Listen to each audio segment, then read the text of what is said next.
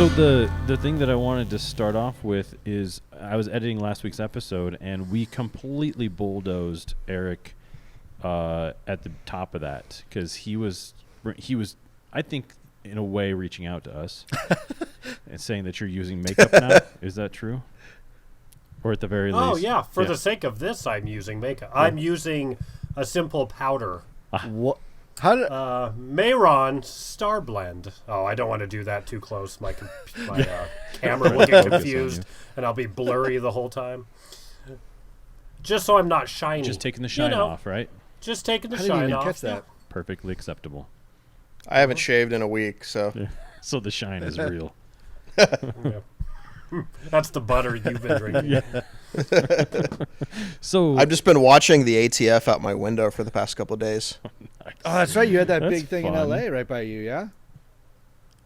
Yeah, it was a block from my house. What big thing? I don't know about this. There was a gigantic explosion a block from my house. It was like a factory Oh, or something, my wasn't it? goodness. It was a weed oil. It was a hash oil factory. CBD? No, like actual hash. Like, you know.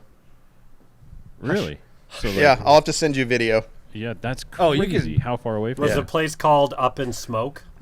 It was called Smoke Tokes. Fair enough.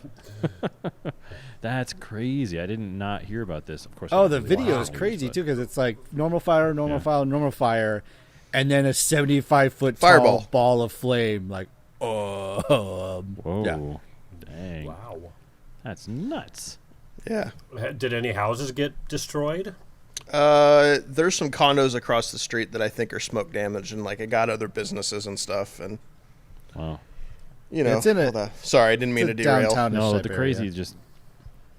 It's 2020. We need all this news. Yeah. I just happened to look out my window and I was like, "Oh yeah, there's the ATF again." Yeah, that's crazy. Well, what would cause a factory like that to blow up? What's explosive? What they say, they were storing like they were using like butane oil, and I think they were doing that illegally and also storing it illegally. That's crazy. Yeah. Well, one of these days we'll get a good meth house explosion out here, I'm sure. It happens every 6 to 8 months. Oh, yeah. Okay. Looking for that. Well, yeah. Yeah. We look And forward to maybe that. your drone will be in the sky when it happens. You Yeah, can watch fingers that crossed. synchronized One can like hope. 6-house takedown that they like to do out there. They do a simultaneous Yeah. raid. Yes, and that's a really good time to go rob a bank because all the cops are Yeah, taken. they're all busy. All doing 6 other of them. All three of them. Yeah. So if y'all who are listening didn't realize, we've got Brian Bailey on the show tonight. Cue cheering music. Eric's wearing a white dinner jacket, looking very dapper. Just for you. Yeah. And Just for Brian? commemorate you. Or Yeah. Just for Brian. I'm flattered. this And I have week- this gigantic pop filter in my face, so you guys can't see me. Yeah. Where's your? Wait, is your camera at the bottom of your laptop, or is it? No, it's at the top of the screen. It's just the angle. Let me scoot it over so you can see my pretty face. So I was researching laptops recently, and bought one, but the one that I didn't get was an iteration of Dell XPS that had the camera at the bottom of the flip-up screen, which is wackadoodle. So you basically you're gonna have to look up my nose all day long, yeah, pretty much. But I have a separate one up there. It's been funny noticing like Well- the different like I say like a lot. I've been listening to our podcast as I've been running in the Right. morning. I'm trying to work on Yes. it. Right. But It's good. hearing It's good for or seeing a bunch of people in their video conferences and then finding out where their cameras are has been a little game for me, which is super fun. We have Yeah. one guy who he definitely has like a separate PC that he does work on, and then a laptop that he is using solely for our conferences, because every day the camera's somewhere else. And the other day he was doing something, so it was like we were just up here the whole goiter. time. Yeah. All right. And I've been I was talking to another coworker at the same time, like, "Hey, tell him to put a light on that or something, so Adjust that it. he realizes exactly what everyone's looking at." And then it's doing a fun thing too, where we have more than 9 people, so the video will rotate who's the active like 4 that you get to see.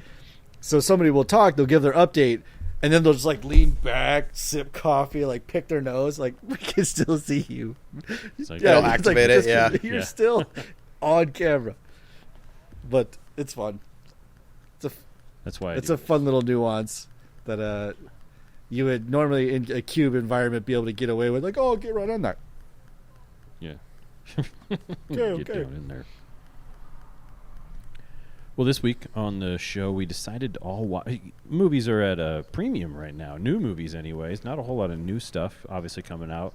If you look at what came out in the last 30 days on Amazon, it's 0 movies. Yeah, right. So, but Netflix releasing.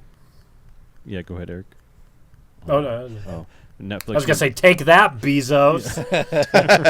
He's doing fine. You're only going to make $1 trillion this year. Ha ha. Joke's on you. I got next day delivery on something Oh, wow. yesterday. Yeah, It It's I like don't know based what's going on in with that those. We're working Northeast Denver hard. lot. Yeah, exactly. Yeah, like I ordered this pop filter on Saturday because Matt told me I needed one, and I was like, "Oh God, I hope I can get it by the time we record because Amazon isn't exactly like fast right now." And it showed up Monday. It's I was amazing. impressed. I was like, So nice. "Oh wow, the Amazon of old." It's working well, by the way. Yeah. Yeah. Is it cool? Yeah, that's a great mic, so it sounds beautiful. But anyways, Yeah. we watched Extraction, the Netflix film starring Chris Hemsworth, and it wasn't really on the list, wasn't something I'd necessarily watch, but I am sure glad I did. Yeah. It was... That it is was not so the bad. response I was Everybody's like, expecting. Yeah. Yeah. No, I loved it. I was I a enjoyed big it. fan. I even took notes, got them Whoa. right here. Wow. Yeah, exactly. But What did your notes say? He murdered a guy, and then he murdered 3 guys, and then he murdered 2, and then 7. Oh, then Chris 14. Hemsworth took his shirt off. Yeah. And then 20 more guys. Oh, famous guy cameo, murdered him. Just keeps Murder. on going.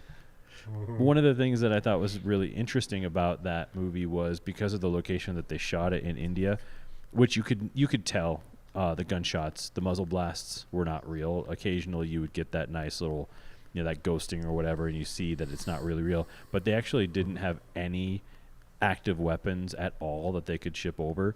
So they used rubber guns for the entire movie. So that necessitated digitally putting in not only the muzzle flashes, but the slides as they go back, magazines falling out, bullet casings, Oh, wow. everything, like across the board. Did they have rubber magazines that could pop out, or I don't know. I They don't had think to so. have had that. I think that they were Yeah. solid guns, as far as I could tell. Anyways, That's Yeah. impressive. Pretty crazy. I didn't know that. Yeah. So, who would like to start with their initial thought? Well, Eric, you just watched it. You just watched it. Like got yeah, off I'm it fresh. about 15 minutes ago. How'd you feel? Yeah. I think this is proving that when Netflix has an original action movie, it's going to kind of be bonkers. Like they throw a lot of money at these things, and they are crazy, and they don't shy away from violence. I enjoyed the heck out of it. I would put it in the like John Wick enjoyment Oh yeah. level in that way. It's maybe not. I laughed at moments I shouldn't have probably, but yeah, I don't know if I laughed as much as like John Wick encourages it. But yeah, exactly. I enjoyed the heck out of it. Nice. Yeah. And two, especially, we were talking last week about Bumblebee and kind of the lack of cinematography, or at least special things. That was very standard, paint by number. This one, definitely some really sumptuous, gorgeous shots of India, and a lot of wonderful moving shots, and just following the action along. I thought that was great. There's one spot in particular where it just follows like a SWAT guy for a while. Yeah. And like gives his point of view, which I thought was interesting. Yeah. But yeah, overall, I mean, it's thin on character, but you still like the characters. You still buy into it, and it gives you enough, I think. So yeah, all in all, I give it a high grade. Definitely. Well, that's one of the things. You can't replicate that on a soundstage or in any other place, sort of pretending to be. I guess they were in. Where were they supposed to be though? Bangladesh. But Yeah. shot it in India. But I mean, they shot it in India where they just they would run out, they'd close the street off, they'd get the shot, and then they'd move on. So it like legitimately trying not to like disturb people's goats and things like that. It was pretty. Except when they were running through all those houses that I do not think were dressed. I think those were just like Yeah. actual locations as they Oh, were. definitely. Yeah. It was pretty- Right. It doesn't look like sets. It just looks like they're just causing mayhem Yeah. in this little tight-quartered sure, for village towns. Because they definitely spent some money on some things, but we'll get to that. Brian, what were your thoughts? Man. Yeah. Well, we'll start with the positives. I thought Good idea. there was some really great action, some really great cinematography. Like I thought filmmaking wise, it was outstanding. I know there's some people that are on the fence about Chris Hemsworth.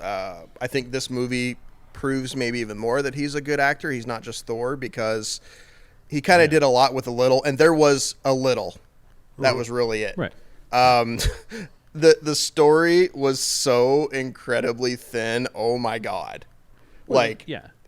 they hinted at the thing with this kid, the guy that David Harbour that shows up. It's like, oh, they have this history and he betrayed him. The kid that he was going to make him cut his finger off. And then later he delivers his finger to the drug lord. And then suddenly that the drug lord like softens. It's like, let me give you some advice. You didn't actually have to cut your finger off.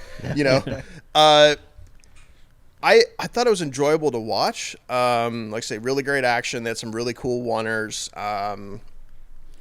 But they spent a lot of money on shooting it, and sounds like visual effects, because I didn't know the gun part. But the problem is they forgot to write a script. That's my opinion of it. Yeah, it's what did some review say? It was like, it's a chassis. Like, there's not really much more than a chassis. But Like, the chassis runs, but yeah. Like, we want to do these badass shots, and well, then there's this story point and this story point, but that's not important. Right. We're gonna do some badass shots. Yeah, the story points get you to the next action piece. Yeah, I think they had an outline, and it was like, we're just gonna make Chris take his shirt off a couple times. We're gonna get him all dirty, and that's gonna make the girl swoon. And there's the little kid he's trying to protect. That's also gonna make the girl swoon. And we got a movie. Put it on Netflix. Yeah. Well, You see his bare back. You don't see his nipples though. Don't you? I don't think you get unfortunately. Chrissy Well, nipples. there's another knock on it then. I was looking. Yet another That might- negative. that my mind had to fill that in. Take it back. D-. Yeah. Next. Well, it was co-written by Joe Russo, produced by the Russo brothers, and I believe that they may have written the script, or the idea was conceived. It was from a short story, but Yeah. while they were filming one of the Avengers movies, because the director was the stunt coordinator for the Avengers films. So I think that it's what you would call like in Europe, people take a gap year. So we're between school and then their job, or school and more school. This was the gap year movie, where it was just like, let's just dick off for 35, 40 days, give this guy his first movie to direct, and it's just going to be a ruckus good time. And I think that's what it was. And I'm not mad at it. Like, that guy probably did a really good job. Obviously, if you saw the Avengers movies, he did a good job for them. So he was like, let's throw this guy a bone. Mm-hmm. And it's the perfect movie for a guy for a first-time director who used to be a stunt coordinator, because he knows how to work with actors in a physical capacity. He already has a relationship with the main character. So it made sense for a first time, because he was very interested in directing movies. It's an amazing arbitrage as a person in the film industry to go from being stunt coordinator to feature film for Netflix director. That's a good jump. But seemed like a great dude, and he's a pretty good actor too. He played the sniper on Hemsworth's team who gets whacked while he's early on. Yeah, he's looking over the boat with the big beard. That's the is it? director Oh, that's of the cool. film, Oh, I didn't no know that. kidding. Okay. Yeah. I feel like that's like the director's like dream every time when they're shooting is like, I want to be a dead guy. I want to be a dead for guy. sure. Yeah, you want to get whacked in your own movie. Yeah. For sure. Or if you're a zombie, you want to be a zombie. Yeah, exactly. Nico, what were you It was. I knew little going in. I didn't know a lot of the backstory. I didn't know about the director. I didn't know about the writer stuff. So I went in clean slate. And when I got done, I was definitely like, this feels like a Tango and Cash, like 80s action where it, there's a point where when Brian was talking about, I asked him a question of, does he step away from the movie watching and go into like work mode? There's a point in this movie, and I always call it like looking at your watch, where like you're watching a movie, and that point where like you check your watch, that's when you kind of like check out of a film. There's a couple of times in this one where I was thinking about stuff like, all right, bullets, 1, 2, okay, he shot 7, which means he's got 2. He's got a reloader figured out. And they actually did a fairly decent job with not having like the unlimited clip. So I thought that was really good. There's points where he's cycling weapons, which is really good. So you could definitely tell that, yes, a stunt coordinator had influence here saying, I want you to do this and this and this, but by the time you get here, you're going to have to dump that gun or reload. You're not just going to fire like a shotgun, 1,000 rounds out of a shotgun. It's not a thing, especially if it's an over-under. We're just not doing that. So there's definitely that attention to detail. At the end of it, though, I had to laugh with this super stupid ending of I mean, we can spoil it, I guess. No, that's fine. No, we're all the super very end. So what they did was.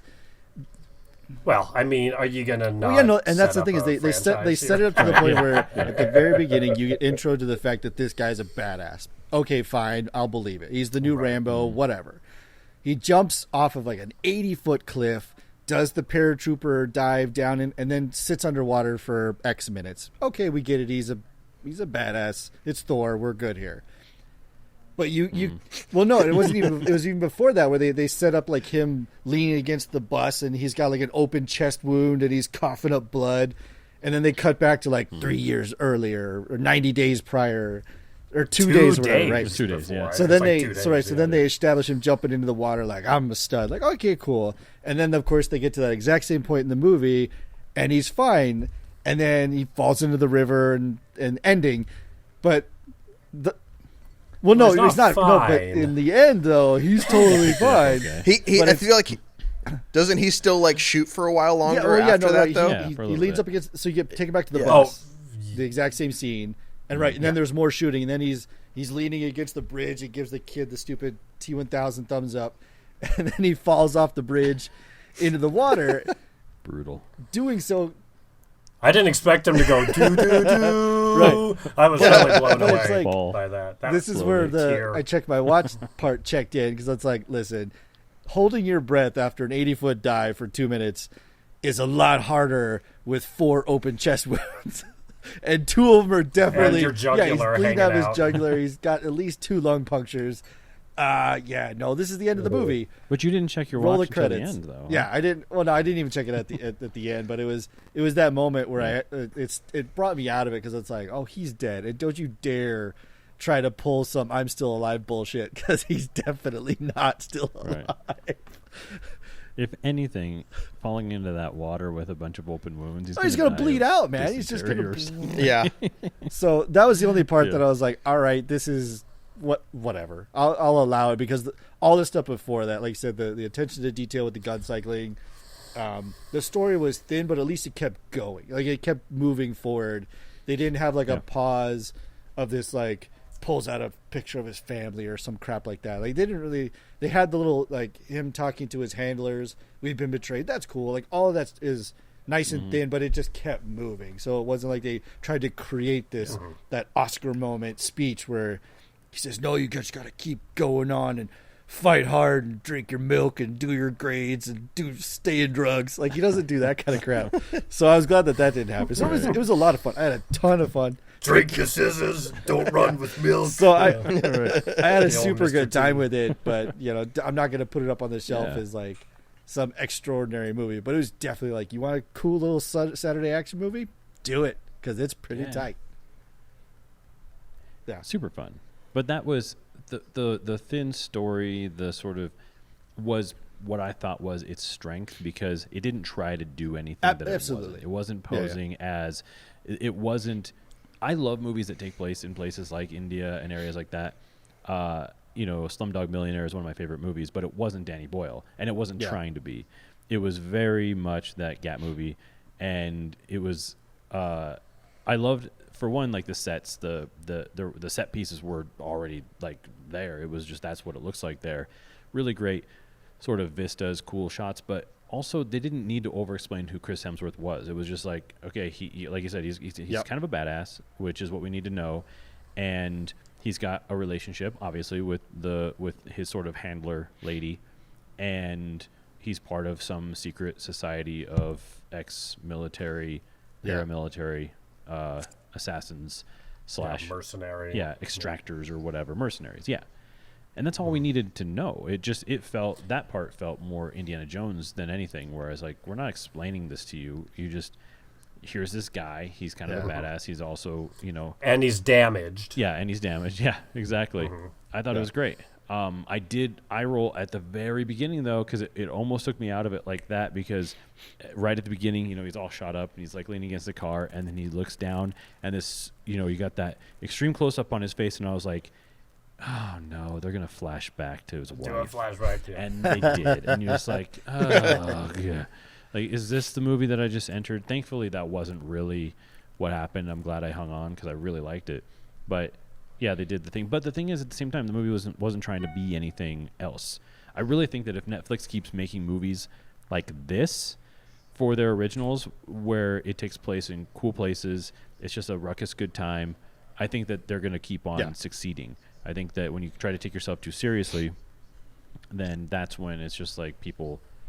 Because the N, or the Netflix original thing, used to mean something, maybe 2-3 years ago. And then everybody started having great original content. They started doing way too much, and then you're just kind of like, ugh. But this was a great, like, sort of, okay, here we go. Keep giving us this kind of stuff. I think it would be... Yeah, well, it's also, like, to that exact same point of the money that Netflix has, it's almost like they're trying to think of a good equivalent, but they're kind of skirting the edge of good material and saying, okay, this is a good idea, is a little bit more money and a little bit more attention just what it needs to get up just that little thing. Like, could that have been a bad, like, USA Up All Night B movie? Absolutely. It could have been a garbage movie from the 80s. Absolutely. But it's it's like they're doing a good job of skirting the edge, not giving you all of the kind of cliched plotline storylines. Like, something always is just a little not quite mainstream. And that might be what their little, like, checkbox is of saying, okay, let's read the story.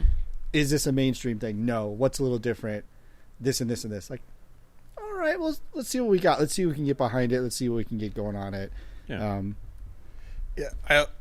I almost feel like... Good. Sorry, I didn't mean to cut you off.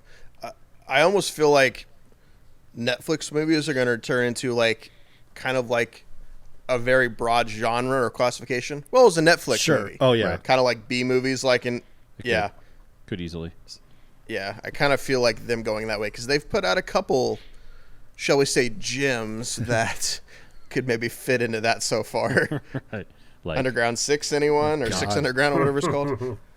See, the reason that was Michael Bay showing that he has a heart. After he showed me his heart, I went, please put it back in your chest. God, Lord. Get it out of my face. The thing, though, is I walked into this movie the same way I walked into 6 Underground, which is why I liked both of them, was because I walked in with no expectations and no hopes for anything great. I didn't even know that it was Michael Bay, the 6 Underground. So I just kind of waltzed in. I call it the Gone in 60 Seconds effect, because that was the first time I noticed that as a kid when that movie came out. Did not want to see it. Everyone I was hanging out with at the time wanted so badly to see it. I was like, fine. So I went in with no expectations, and I was like, hey, that was kind of fun. It's Nick Cage and Angelina Jolie, and it was fun. That's where he does this, right? Yeah. I'm ready. Oh, yeah. Yeah. Angelina with dreads. Yeah. She was like the blonde dreads. She was bleach auditioning dreads. for one of the twins of the Matrix trilogy. At the time. So one of the things, though, too, about this, so I never play back scenes actively. Like, when I'm watching a movie, I never, like, go back. Even if I feel like I didn't catch something, I'm like, well, I'll catch up to it or whatever. But this made me go back in a moment where there's the sequence where he's supposed to get the kid to the boat. His whole team gets wiped out. So he's taking the kid back to the car to take off. At that moment, there was this second where he turns and shoots at the bad guy who's chasing him, turns back around, and suddenly they're in the car and they're driving off. And then without a cut, we're tailing the car with the camera and driving through the street. And I was like, wait a second. So I went back, watched it through again. And they basically did about 16 minutes of one solid shot that never cut. It did cut, obviously, but used body wipes, car wipes, all kinds of stuff to get us to the next point. And I think it didn't end until the building. I don't even know where it ended, because even they got out of the car? they're going up the stairs, even him throwing the kid over into the next section of building, that was still all part of the single shot.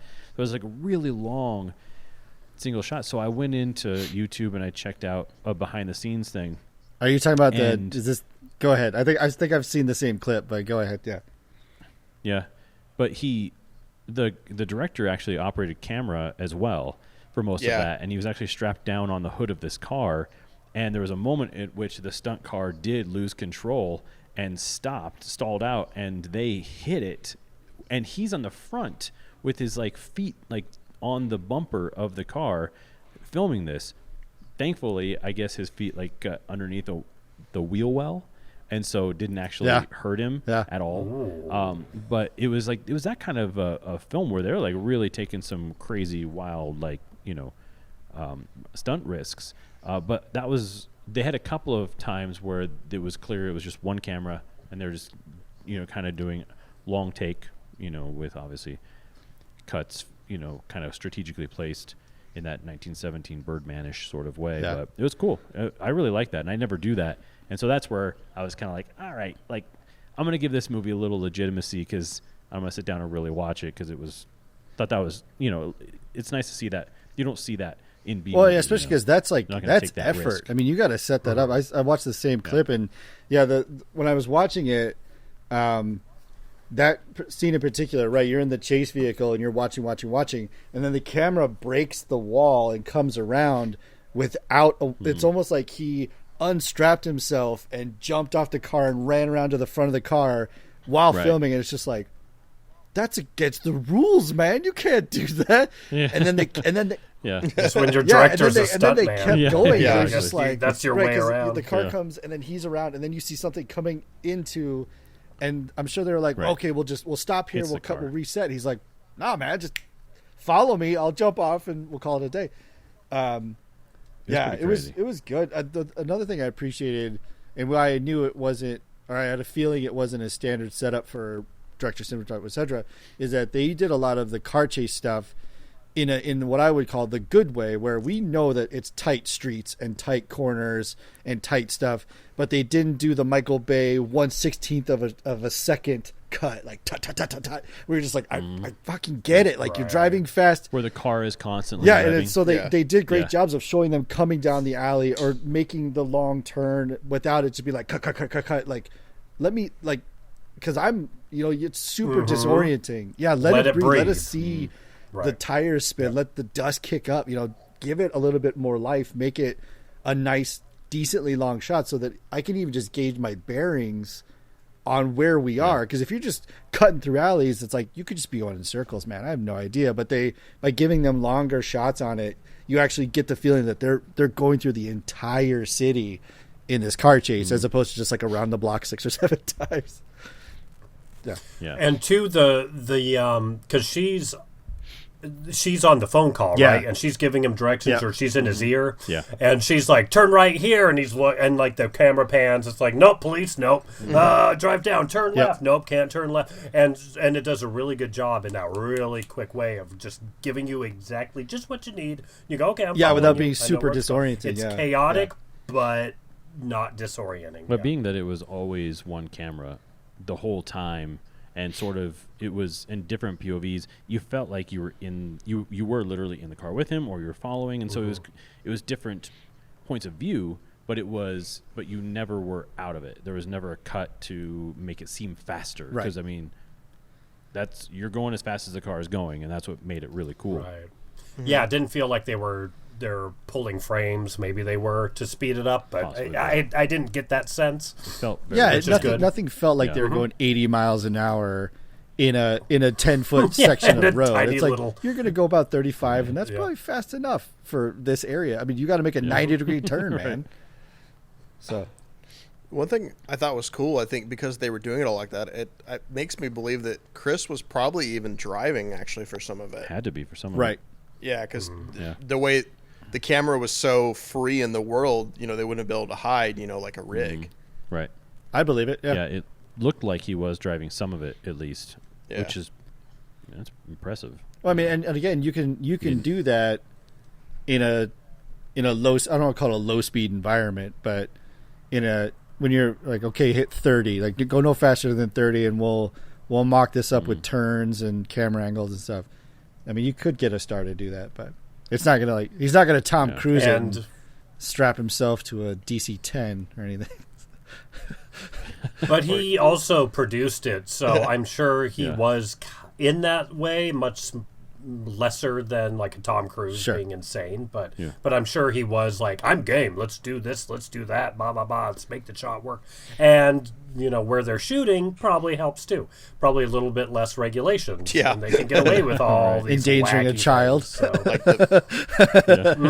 Right. Yeah. I'm sure the film commission is like, they're like, you pay us this much, you can do whatever you want. You add a zero, we'll call it a day. Exactly. You can cut a kid's finger off. We don't care. Just just pay us. And that I did really love the Lord of the Ring or Lord of the Flies moment where he's already like made his way through and basically survived 100 police officers, and now he's in the middle of the street and he's got these street urchins descending upon him and wanting to fight him. And I loved, because I was like, I'm sitting there, I'm already in it, so I'm in the movie, I'm like, this is great. The kids? Yeah, the kids show up Okay. and he's got to fight them, and I was like, okay, how is he going to fight like half a dozen kids Yeah. without killing Yeah, them? right. And they did it, and it was great. Easily. Yeah, it was great. He didn't have any problem with it, but he was doing it in a really hilariously like violent way, just like bashing their head against the door and just not caring. It was like it open was hands really slapping a nice, him. Yeah. funny moment. Yeah. And just being like cranky about it, like, come on. Yeah. He said he has a line where he's just like, for F's sake or something. Yeah. It's like, Yeah, it was sort of. It did remind me of an '80s movie, sort of like the Wolverines, the Wolverines of Bangladesh attacking Chris Hemsworth, the invader. what was, while I'm thinking of it, in that fight when he's fighting the other bodyguard dude, and who's a bad guy at that moment, and they're in the street, and I think, did they both get hit by cars, or maybe not yet? Yeah. And they're Oh, fighting, and they're like, they have knives, and they're and then like there's just people on like Vespas and things like, and they're like, oh, what the heck? Yeah. I love those little touches that they threw in. Yeah. You're just like, oh, this is telling a wonderful little story, and everyone else is just watching like, what's going on? That with would these that would guys? definitely be Yeah. a scene to go back and watch, and try to find the people that aren't necessarily extras, that are just like, this is my shop, and then like they're just like sipping coffee while these two guys are going at it, just completely not reacting appropriately, just like, oh, Right. okay. None of that. Yeah. Yeah, that's the beauty of a movie like that, is that while everyone is technically on the payroll, yeah, it might just be their chapati store, and so this 90-year-old lady's just going to be sitting And you're not going to there tell her to watching the move. movie. Yeah, right. You're going to get your $60, but Right. she's also... And you're going to be in a movie. Yeah. That's why you're allowing this. And Yeah. kind of hope she doesn't look at the camera, but at the same time, it would be kind of cool. Right. You don't have to worry about it too much. Mm-hmm. But the money spent on something like this is interesting because, you've got Chris Hemsworth and a cast of really capable actors, but no one you know. And so that like some of that cash is going into getting that headlining star, and then hopefully surrounding him with really, really solid actors from other countries who were great. Surprisingly, the guy who plays the bodyguard / other assassin, not Right. in a lot of movies, and he was great, man. He was really Yeah. good. I was impressed. The nose cracking bit. Oh. was really- Yeah, I'm curious because that looked so good. Yeah, it was really good. Really, really good. He's great. And then the woman who plays his kind of handler and then, later on shows off her skills. I was like, watching, I was like, why do I feel like I've seen her before? She was in Patterson. It was Kylo Ren was in it.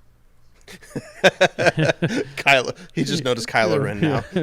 He plays a poet in I don't know if he's an English teacher or what it was, but great movie. I think it was Jim Jarmusch, I think. And so very austere, very like cinema verite, and just sort of, but just droning on and on. Great film, but very, very boring. But she plays this eccentric artist, wife of his in it. Yeah. Did you see it? It came out. It was one of those like through the cycle, but it wasn't enough for me to remember until you see somebody again. It's like when you see Riz Ahmed again, you're like, wait a minute.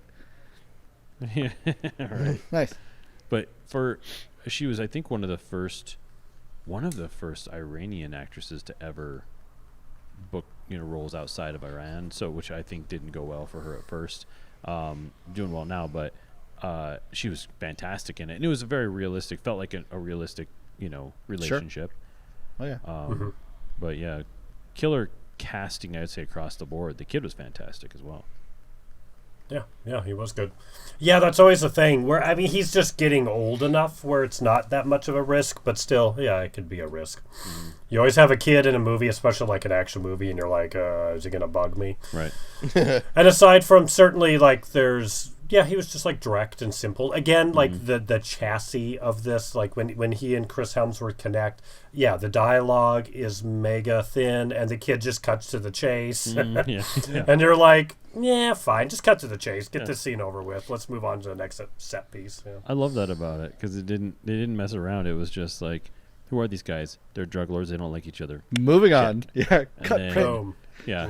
Like, what's going on? Why is Hemsworth screwed up? Oh, that's why. Yeah. Immediate answer. Thank you. One word answers. On. Yeah. They say, what happened? Your son's been kidnapped. Well, get him or I'll kill yours. Got it. And just moving on. It was just very, let's expedite the process so we can kill more people. Yeah, it's like, and what, hit the bodyguard's wife. What are we going to do?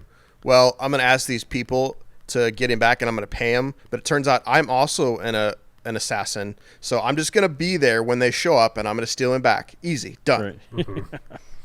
We're going to not pay these people and I'm just going to steal them away from everyone. Yeah, it's going to be fine. Oh, shit. They hired Thor to get him back. Damn. Right. It did seem like a lot of effort to go into rather than just being honest. being like, look, guys, can I pay you half? You get him to the boat, and I'll take him from there. How's that sound? Yeah. But instead, everybody dies. Yeah. It was good. Yeah. But ton of fun, though. Right. Like, good little movie. Yeah. Yeah. Very, very John Wick. That was the first thing that I thought of. It was that John Wickian thing. If you want to watch the medieval John Wick, watch The King. I just watched that as well. Oh, no kidding. Yeah. That's like The King? that. Oh. The King, yeah. You didn't sell it that way. Also Netflix. Okay. I mean, boring movie, but good. when if you want a John Wick, your pitch is confusing. When the action happens, it's John Wickian with swords. When the action doesn't happen, it's like watching someone count matches. It's a history's play, and you're like, yeah. The first time I didn't hate Timothée Chalamet, so that's good, because he was playing what every British person should just do anyways, and just play one of the Henrys. Yeah, yeah. I think they've all played one of them. Yeah. Or a Richard, or a Henry, or a Lear. It's interesting you guys bring up the correlation to John Wick. I didn't get that at all. How come? I don't know. John Wick, aside from the third one, we won't talk about the third one. But John Wick just has this kind of charisma, this flash to it. The whole gun fu thing. I don't know. It just because those movies do such a good job of blending in the humor to everything. Right. And I just felt like, not that I'm complaining, but I felt like the action and the violence was just way more brutal. Like even, but if you think about it, it's really not. Like John Wick, the violence was incredibly brutal. But I don't know. It just has a. I don't know. It just. Yeah, John Wick encourages everyone to kind of like cheer, where this movie's not encouraging you. Not that you might not cheer at little moments, but yeah, I think you're right. Where it's like this one, I would say, like this type of movie, I think is reinventing. Like you're talking about the 80s movies, and I think of like Commando. Right. It's kind of, there's like some simple formula like Commando, minus the hokey one-liners, and kind of, again, that thing where you're just supposed to applaud and go, this is hilarious. Like this version of that movie is like, people are dying, and it's like, it's kind of miserable, and life seems cheap, and I don't feel good about it. As opposed to a Commando. It's also nice that it wasn't, because we started going back to the old James Bond. I think we talked about this, and we joke about James Bond is just like, it's like One Punch Man. It's like punch, ground, punch, ground, punch, ground. Where this is like John Wick, and where it's good too is that they get into a fight with like 9 guys, which is already ridiculous, but he takes hits, like he takes shots, he gets stunned a couple times, so I mean, he's going to win. You know he's going to win because you're only 5 minutes into this movie and it's an hour and a half long. So you know he's going to come out of this fight. But it's good to see that, he takes a shot. Like he'll take an elbow or get knocked down and have to pick himself up. Where same thing with John Wick. You're not given this I'm invincible and amazing character. It's I'm human who's just very, very skilled and talented. And I'm probably going to win, but I'm going to get hurt along the way. And this one just in the ending just takes it up to the top where like medically he does not survive. He doesn't take that fourth shot and then stand up against the bus and like wave to his buddies. Like no, that's when your aorta has split and you are bleeding out internally, and it takes about 20 seconds and you lose all consciousness because of gravity. If you want me to go into it, I will. Like you take that shot and just turn white and fall over and bleed out. That's how that happens. Like every other person in the movie. I feel like that ending was just something they threw in there because the whole thing of like, I guess it's like that idea of like, as long as people are talking about the movie, good or bad, 100%. It's a good thing. So I feel like they just threw that ending in there because, like, when they get towards the end, they're like, okay, what the hell did I just watch? And then they throw that ending in there, and they're going, okay, what? What? Okay, I got to go online and read about this. I'm going to chat about it on Reddit. What the actual F? Yeah. I didn't say it this time. I just feel like that was the whole point of that. And they're like, and on top of that, if we get a bunch of people to watch it, no one's ever going to know this because Netflix doesn't release their numbers. But if it goes well, what the hell? We'll make a sequel. Right. Yeah. Yeah, that was definitely the, you all want this guy to come back, right? Okay, we're just going to hint it. We're going to leave it a little ambiguous. And exactly like you say, if it's a success and people want more, then, hey, we've dropped it in there. Yeah. He lives We all look somehow. like geniuses. Because Done. Right. I mean, he was out of focus enough. He could be any white person. So it could be any. It could be any of the Hemsworths. A private school. That's fine. Yeah. Yeah. It's Skeeter Hemsworth. It's like the third Hemsworth from the guy from Westworld. Yeah. Right. What's his name? There's Liam. It's the bulky and Chris. one. Who's the I don't know. Like Flappy Butch? That's what you said. Yeah. He's like the other Beatle, He's Ringo. And you're like, oh, he's a good actor, but he Shemp. looks too much like Chris and Liam got smushed together. Squished. Squished and then smushed together, and you're just like, I don't like it. It's uncomfortable. It's like when you meet. It was like when your best friends in school had like a younger brother. And you're just always like, you look and sound just enough like him. I don't like this. It just feels weird. It's creeping me. Yeah, Right. it's creeping me out, man. Get out of here, Flappy Hemsworth. Get out of here, Flappy. You better stay out of focus, Flappy. I didn't really hate the ending. I thought that it was interesting. I mean, it was leaving something open for the end, but I don't know how else I would have ended it. I mean, just him falling into the river. Like, how else do we end that movie? I do like that. At least I think they did need to resolve: is this kid still gonna just bite it later? Yeah. Like, was all Yeah. this still Yeah, in yeah. vain? So at least they do enough to go, okay, if we Yeah. take out the big boss, then the kid's gonna be okay. And seemingly it seemed like he's in another country, like he has a whole different life. I don't know. I I would feel like they were implying that he was. I would have been not- okay if it was the Seemed like it. handler, the hometown. lady, that was there Right. just to kind of like keep, just Watching keep over little Overwatch, just to check Yeah. up on him. I would have been okay if that was the ending, because I would watch that. I'm Yeah, okay because that if they set up did a sequel. Extraction I want 2, more of this crap. and she was the lead of Extraction because, 2, I'd watch the hell out of that. Oh yeah, definitely. Well, like very thinly, they kind of hint that, there's more than just handler assassin relationship. There's some kind of feelings there. I don't know if it was ever romantic or maybe it's just best friends or shared a maybe foxhole. she wanted something more, but he was way too damaged by the thing. So they kind of play with that, But honestly, like I could have dealt with, because they also very thinly, I might add, insinuate that that other bodyguard kind of looked at him like his kind of his son, So the drug lord dad's in Right. prison, so maybe they go somewhere else and the kid's out back playing and comes sits down at the dinner table with that other. Oh no, he died. Never mind. That doesn't work. But even, Damn it. See, There's but you that could have made him moment- not die. Huh? He gets Yeah. he gets shot in the head and he's laying there, and there's like a fire flicker or something happening, but I'm looking going, is the guy still slowly dying? Like I couldn't tell if he was blinking, and I was like, he had a headshot, he's dead. He's dead. Or is he That's blinking? just your nerves slowly dying out. Because again, right, yeah. Right.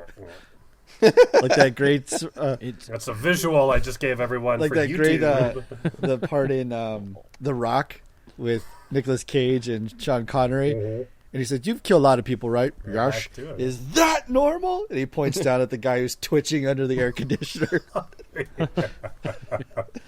I can't believe we ever let Nick Cage do any of those Oh, but movies. it's so good. It's bonkers. So It's so glad. bad, but it's like the right side of bad. Wasn't there a Nicolas Cage movie we talked about recently that we were supposed to be watching at some point? Vampire's Kiss. That's what I did for my other podcast. Yeah. I'm editing that one right now. Oh boy, yeah, that movie. Have you Nicolas seen Cage in a Vampire's Kiss, vampire Brian? movie. Yeah, Okay, so we have to cut. Everyone go watch that movie. hey, yeah. Come back in 2.5 hours. It's the one where he screams the alphabet to a therapist. In case you've seen the I YouTube haven't. thing, you can go and look it up and see like a smash cut of all of his wackiness called Nicolas Cage loses his shirt. Nice. And you'll see like a multitude of different movies, and it's wonderful. And him right there. punching women from what's that? The one with the bees, Oh, where he goes, "Ah, not the bees!" Wicker Man. Ah! And they dump bees on him. Wicker Man, yeah. Oh man, it's crazy. Oh, he is the national treasure. You know, Well, I'm just. we got to do a Nicolas Cage episode. We thinking got to of save that. it. He's just looking for himself in those movies. Oh man, it was me the whole time. I'm just thinking of that scene from Face Off when he walks behind that really hot chick and like grazes her ass. He's like, oh. dressed as a priest Yeah, and it's in slow motion. because they're singing and he's sort of singing with Yeah. them, and yeah, Yeah. Oh, we got Yeah. we got to do a Theater, Nicolas too. Cage episode. maybe boy. just We gotta wait till Tiger King comes out though. Yeah, All right, he's gonna be is that Joe real? Exotic. Is that real? He's really. I think playing them? so. It's crazy. It doesn't really make sense. I'll but watch I'll it. Take him It doesn't make sense, but it also Yeah. makes perfect sense. yeah, exactly. Yep. They're like, who's weird and dangerous? Nicolas Cage. Okay. Yeah. See, I'd always heard that there was going to be.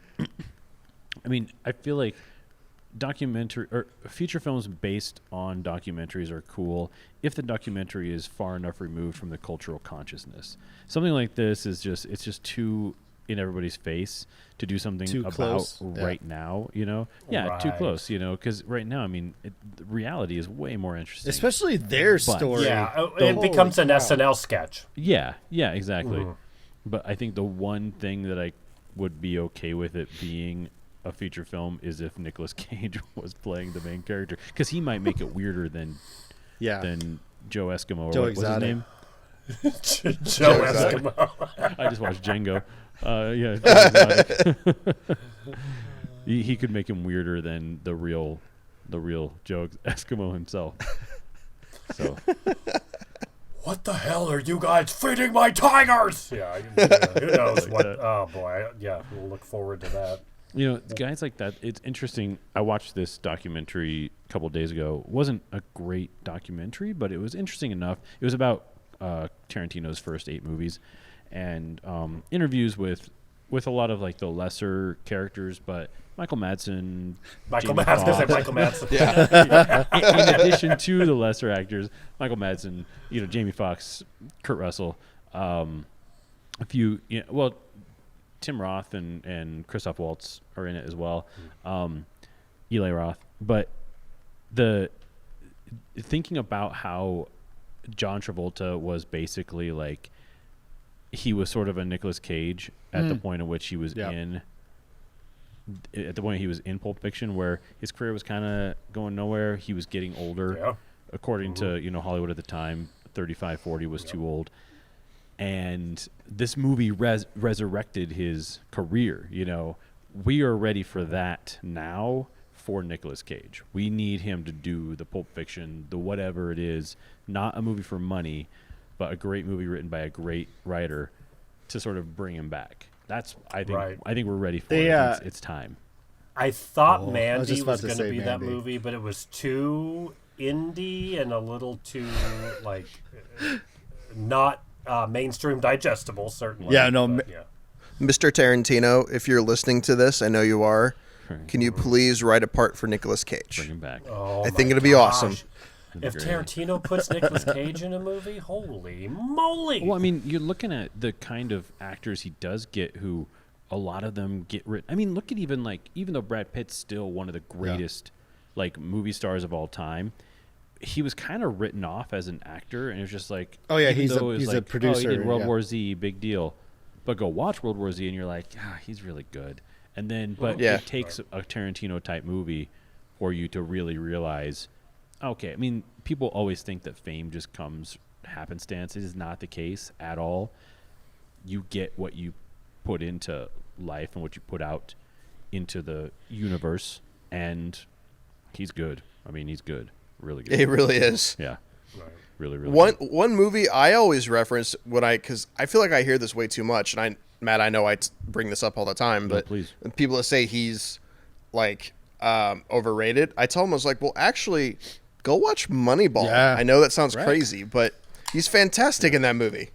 And you see, Moneyball is almost like a precursor to his character in Inglourious Bastards.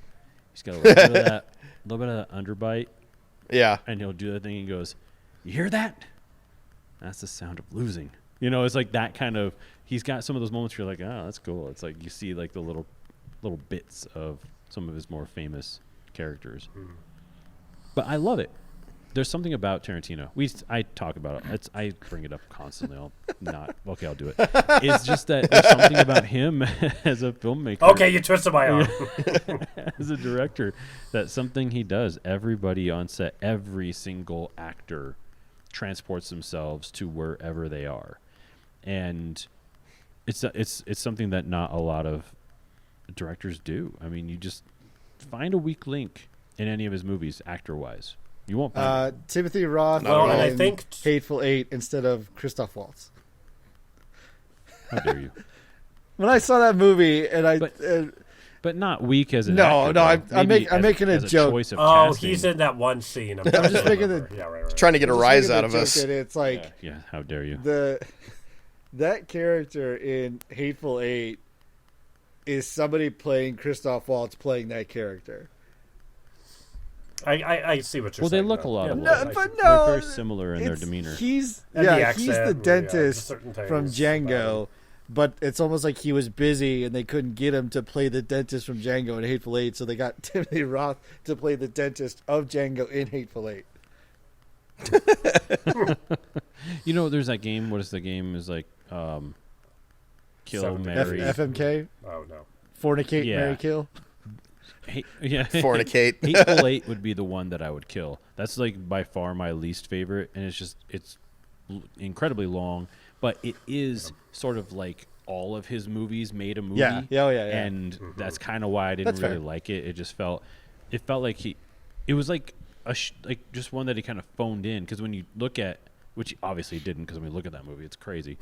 But if you look at the difference between like Inglourious Basterds, Django, and Once Upon a Time in Hollywood, it doesn't fit in the quality standpoint. Is that because for me. It there's just like feels kind of a mess. 2 sets? Which I've heard that's Maybe. a complaint, is that, well, a lot of Tarantino stuff is great because of his locations. Like the scout, his location scout is a genius, but his movies, where they take place, are part of the movie. I mean, look at Once Upon a Time in Hollywood. I mean, that movie is nothing if it's Once Upon a Time in Fargo, North Dakota.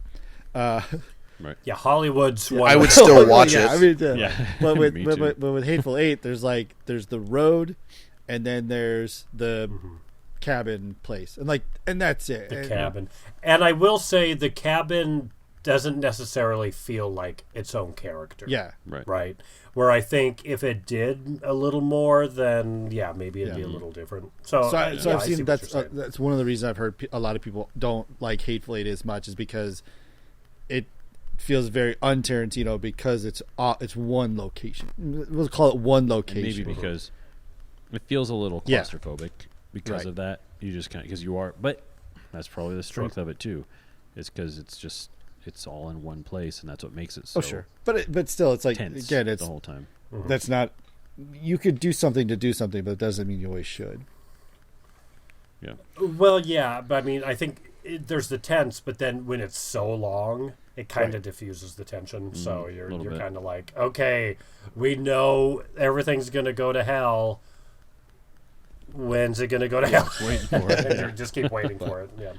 Yeah, but I don't know if he's ever written dialogue so good as Once Upon a Time in Hollywood. I mean, that's like it just the exchanges are so interesting. It's like especially like Bruce Dern and Brad Pitt in the bedroom. Right. It's It's real conversation. they don't say much more than I used to work here. What? I used to Right. work here. Huh? And it's just even though that's pretty much all it is, it's amazing. It's hilarious. Yes. Right.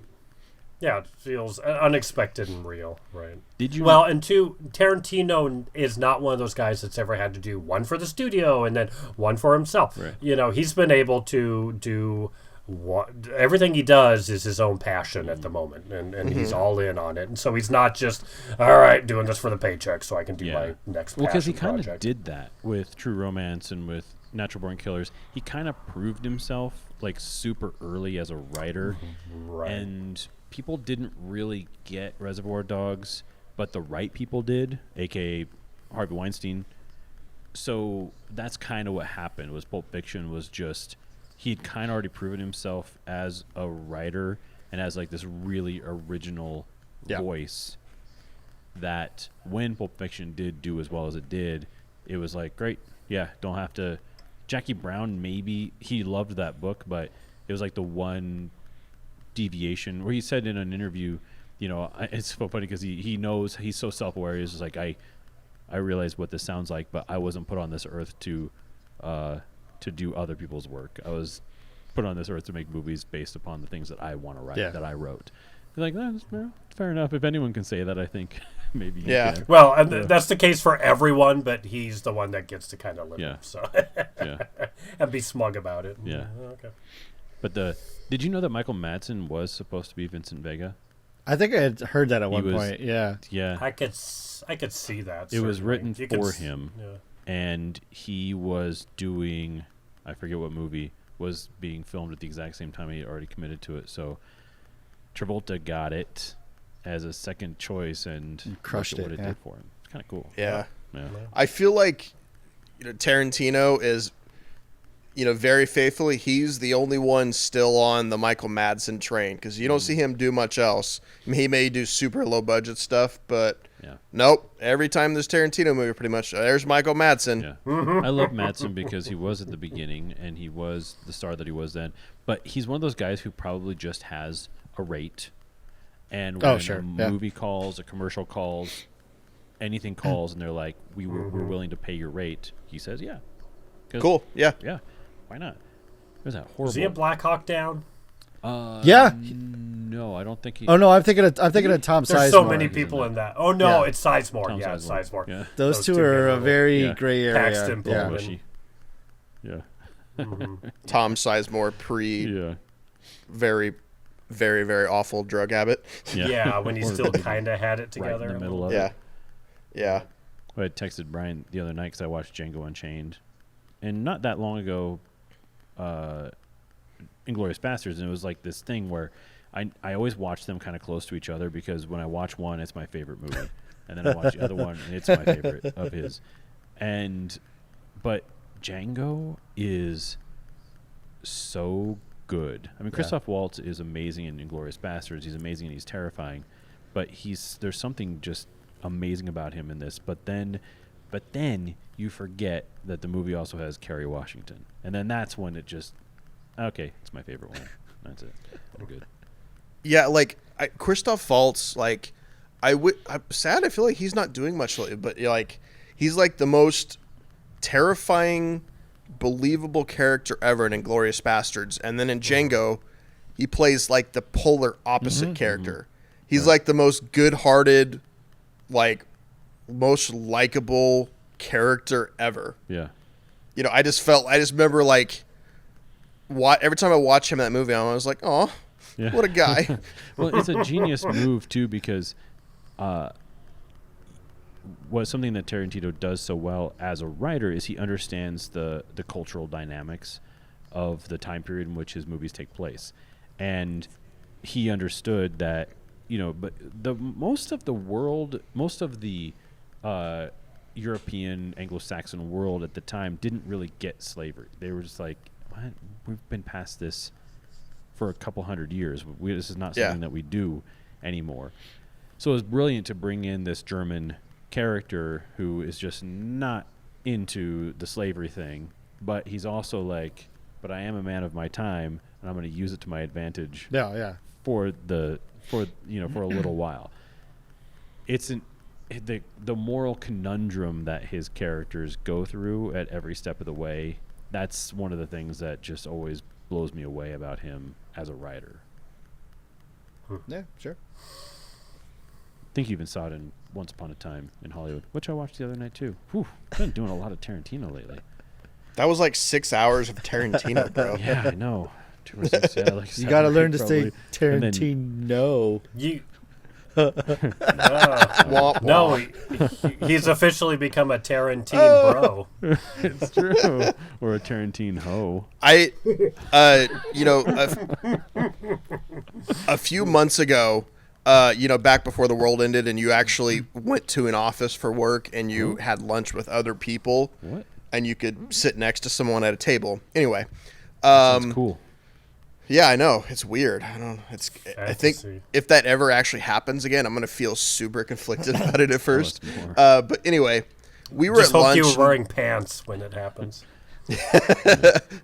Questionable. Yeah, because I haven't worn actual pants other than like shorts or pajama pants, and I think except for maybe once or twice since I started working from home. Yeah, but anyway, we were all at lunch. And we were all having a Tarantino discussion. Of course, I was very active in that discussion because I'm also a total Tarantino junkie. Tarantino. And this girl I work with starts talking about how she doesn't really like Tarantino and just thinks he's overrated and doesn't get his movies. Anyway, And blah, then you blah, say, blah, "Give me blah. my sandwich and make it quick." And, no, my boss was sitting next to me. And, like, it got kind of quiet, and I was just staring at her, just bewildered. I may have mouthed things under my breath. I really don't remember. It was, and she goes, "You guys realize Brian is like a giant Tarantino fan." And, like, had to like calm the crowd down, the mob. It's almost like, guys, you got to stop or it's not going to go well. I really want there to be a cut where they cut to you and you're dressed just like John Travolta in Pulp Fiction. That's a good idea for a sketch. What you think? What do you think, Brian? Oh, is that why he dresses that way? Oh, sorry. I'm just in the corner doing the $5 milkshake scene by myself. Right. Amazing. I didn't really.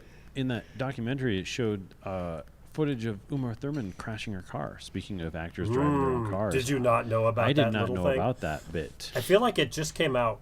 When was that documentary? Well, 'Cause the story broke big time, like maybe a year or two because ago. the happened? footage was hidden by Weinstein. So Yeah. during the driving sequence, when she's going to see, I guess this would have been Kill Bill 2, maybe, when she kind of goes to it's the Kill Bill drug 2. lord with all the hookers, and she's driving in the jungly area.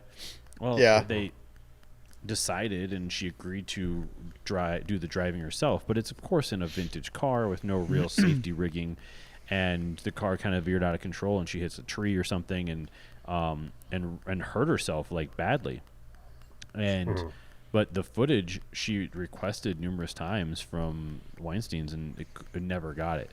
So I guess I didn't put two and two together. That's why it's suddenly been released. But obviously Tarantino, like, regrets it, and but apparently she got some pretty serious damage from it. Really? Yeah, I think she got back damage, and I think even the setup to it, she was like, "I'm not comfortable doing this. I'm not comfortable." And they're like, "It'll be cool. It'll be fine. Don't worry. You know." And then she totally like erupts. What scene is this in Kill Bill 2? And My voice just went through the roof there. Yeah. Well, ma'am. Still becoming a man. The camera's like in the back seat, The usual and mounted. it's just her driving. And so you see the back of her head, which that's the other thing. It's like you can't get a double to show the back of a head. Yeah, it was just close Yeah, enough, so- close up enough, I think, Or maybe you could see her face in the Yeah. rearview mirror. because of her hair was, they just really wanted her to do it. But yeah, it's an interesting little tidbit in there. But it really was interesting. I wish the documentary, I'm glad it was made because it was interesting to watch, and there were some cool anecdotes. But it feels like when you make a documentary about an active filmmaker's career, you're really missing out if you're not talking to the filmmaker. Oh, right. He's not like dead. Why? Yeah, why you wouldn't just maybe not make the movie, or I mean, I guess I watched it, I bought it, but so you're missing And out it's- kind of on his point of view. Yeah, it's weird. So it's just anecdotes and telling tales, but he's not actually in it. Because I mean, I've seen him in interviews and things like that where he's no problem talking about it. So I I'm mean, not sure how you get Kurt Russell. That Jamie could have been a Foxx, hard, but not just a hard Tarantino. cost of saying, do we just do a 90-minute Tarantino interview because that's what it's going to become? Or Yeah, do we yeah. remove him from the equation and allow others to speak of the experience to truly get a non-Tarantino lens into these stories? Because they're going to be different. So you That's can true. talk about something and the person can still be alive in there. But if you truly want to get other perspectives, because he is definitely not a person who doesn't talk about himself. So if you want to find out how he feels on something, I guarantee you can find it. Right. Oh, he'll tell So you. that might have been a Throw it conscious your way. decision of saying, how do we allow the other voices to sculpt this idea person without any Yeah. influence from the actual person? Because you could easily Yeah. shift something the total opposite way if you needed to, but I don't know. What's that? Is that on Netflix? Well, no, I rented it on Amazon? Amazon. I Okay. think it was. It's like $2.99 or whatever. Whatever. Speaking of, so when I first watched Once Upon a Time in Hollywood, I rented it on iTunes. I don't know why I rented it. I think because I had planned on just buying the 4K Blu-ray at some point or something. But so I go to rent it again or buy it or whatever because I'm going to watch it the other night. And the only places you can get it on iTunes, of course, and then Amazon. And it's like $20 on iTunes because iTunes, and it's $9.99 on Amazon. But it's noticeably better on iTunes, quality wise, contrast, all the things. Noticeably better way of getting it. But iTunes is, if Apple ever loses in the e-games, it's going to be because of iTunes, because they haven't updated it in 8 million years. It looks like crap, and I haven't gotten the new Apple TV, so I'm trying to download it. 40 minutes later, I had purchased it, was trying to download it, couldn't play it. It was just kept on seizing up, and then it said, well, you have more than 5 devices authorizing iTunes, so you can't play the movie until you deauthorize all these Right. other devices. We're talking about laptops that I had 10 years ago. So I go in and deauthorize all of the things, still wouldn't play it. So I just jumped onto Amazon and bought it for $10. So I spent $30 to watch Once Upon a Time in Hollywood the other night. So I have it on iTunes and Amazon now in case I need Do it. you own it though, or Oh did yeah, you just I rent own it again? Okay, and I'll probably buy the Blu-rays.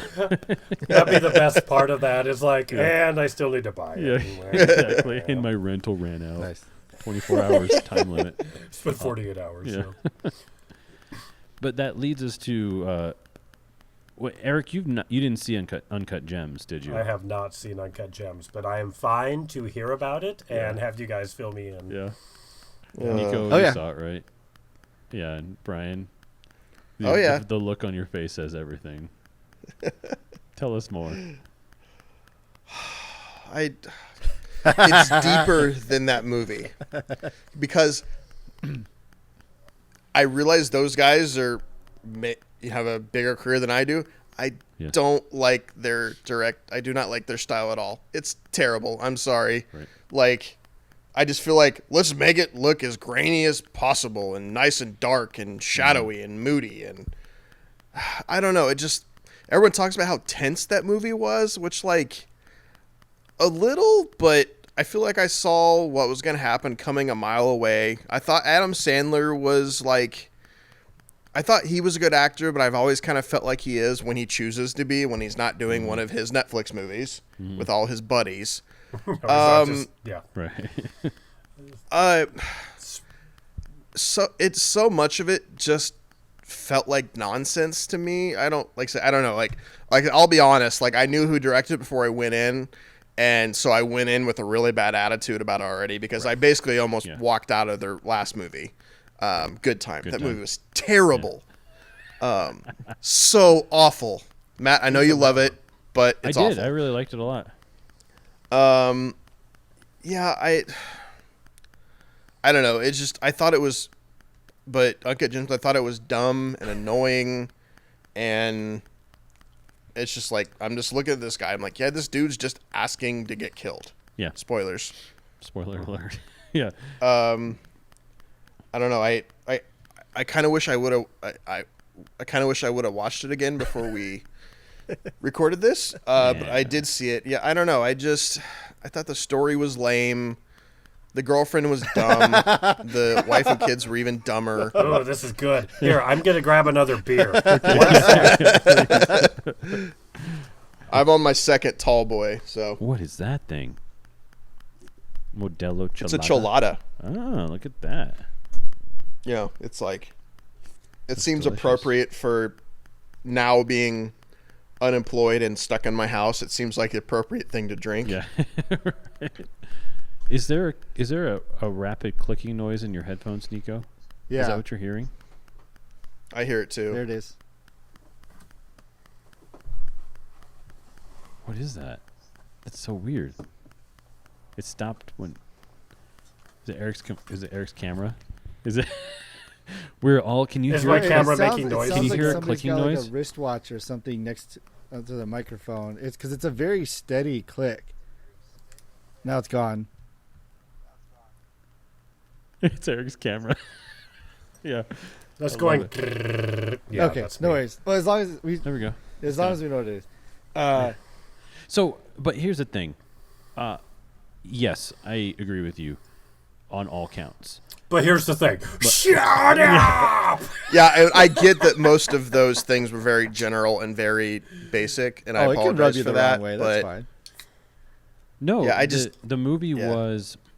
It's guys. So these guys are huge friends of Casey Neistat, who's arguably like the biggest YouTuber besides like PewDiePie.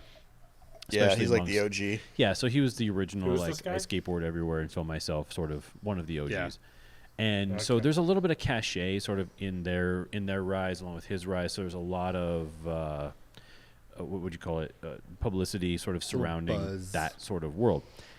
But the thing is, like, I really did like Good Time. I thought it was really cool. I must have been in a mood when I watched it because I didn't know that they directed this movie until I think I texted you Brian, and I was just like, I'm trying, man, but I don't know if I can get through this. And then I realized it was them, and this script was very similar in some ways. There's one rule, well, there's a lot of rules, but in improv, when you're in improv comedy, writing sketches and doing improv, besides like saying yes and don't say no and this sort of stuff, is don't start yelling. Once you start yelling, once it turns into a yelly fight, then you've just devolved all possibility of it really going anywhere. This movie, it's like the Michael Scott in The Office when he just pulls out a gun and they're like, we can't, and he shoots people and they're like, yeah, you can't. Yeah, Where do we go from shooting everyone? Which is exactly what this movie was. It was 2.5 hours of nonstop yelling, like literally yelling, ending with a gunshot at the end. So it was pretty much that. Yeah. So it was abhorrently bad. Okay, so that's Eric, okay. Eric, Where you've we been at? in New York City, right? Yeah. Matt, have you been in New York City? So Yeah. many Brian, times. have you been in New York Brian City? lived there for a while. Okay. Oh yeah. So I liked it. I know. But this is why I liked it, is that But this guy loves urine. love so. the spirit. No, it's not a great movie, so I won't say that. But I liked it because I have seen New York City the way that they portrayed New York City, where there's 3 conversations happening all at the same time, which is impossible for somebody to try to track it. So they nailed that. I've been in a room. My ex-girlfriend could. I have been in a room where there are 3 active conversations happening, and somehow something gets done. I don't know how things got done. So I applaud them because that was authentic. And I would imagine in that field and what they're trying to accomplish of like the high stakes jewelry, blah, blah, blah, that was probably, they just sat in a jewelry shop, like in one of these like 5th floor room 17B jewelry shops, and just watched for like 6 hours, just for a day. Just watch on like a payday Friday. What does it look like on this day? So that, I thought that was good. I thought the story was essentially a 15-minute story. Like if you cut out travel and all that stuff, like start to finish, there's really only 15 minutes of plot in there. It's just stretched out by timing and all that stuff. But it's like we could sit down and tell the whole story in 15 minutes and call it a day. That's how short the actual plot is. But it takes time for nighttime, daytime, blah blah blah. I thought Adam Sandler was really good in it. Or I should say, he's believable, whether you argue if he's good or not. But I would believe his role in that thing. Yeah, he's not playing he's not a comedian in it. He's right, and it's much better than his serious stuff in the past, like Punch Drunk Love, which is a decent film. Like it's much better than his serious attempts in the past. The things that I didn't like about it, the silliness of like the opal. Yeah, like KG is like, oh man, this is my lucky charm, you know. It's like, which I imagine sports, I can only assume like big time sports players probably have superstitions or lucky things or whatever. But it's just and like, he played for the Celtics, so it's got to be Irish. Well, yeah, so yeah, it's the whole nature. it was just like you said. It was just right. That's silly. the thing. It was silly. So it's like I get that. I mean, obviously, I'm not a jeweler, but in the world where you can find an undercut on a rare gem like that, Are you a Gentiler? wow. so Sorry. so I imagine if you can find an undercut on a very rare gem like that, and then bring it in and chop it and sell the bejesus out of it. I mean, that's the nature of it. You look at the diamond industry. Let's not get way too political. Diamonds are not worth the comma that is put into the price of every single one of them. But so the idea that, right, KG comes in, he's like, I need this. And then he's got like 3 hype men around him that are like, yeah.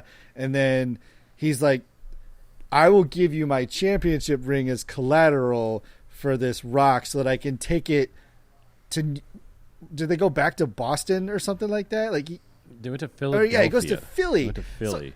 Yeah. Is he playing? Is this in the era where Takes he's place still in 2012. playing? So he's still playing for the Yeah. Celtics at the time. So right. So the idea that he's like, this rock is my charm, blah blah, and he takes it all over the place, and the collateral laid down, and all the pawn shops, that stuff was a little nutty because there's no way that pawnbroker gives him a pawn on KG's Celtics ring. I'm basically stolen. There's no basically. way that Right. that somebody walks in and says, "You know me, this is the real thing. Great, here's $50,000." Like, no, that's just no effing way that happens. So some of that was a little bonkers. We won't even go into the betting nature of what he was doing, of how no casino in their right mind would make any of the prop bets that he made. Like, no.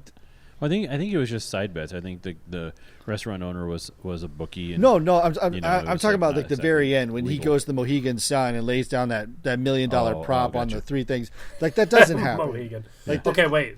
Is this Adam Sandler's character? Is making bets? Right. Okay. So What's the happening? general gist of the movie, Eric, since you haven't seen it, Hey, is what happened? He Oh, gets Fred he Willard. gets he gets an uncut gem. R.I.P. Oh, title, and Kevin Garnett comes in and falls in love with it, thinks it's his lucky charm. He has a gambling habit, an excessive gambling habit. Adam Sandler's character does.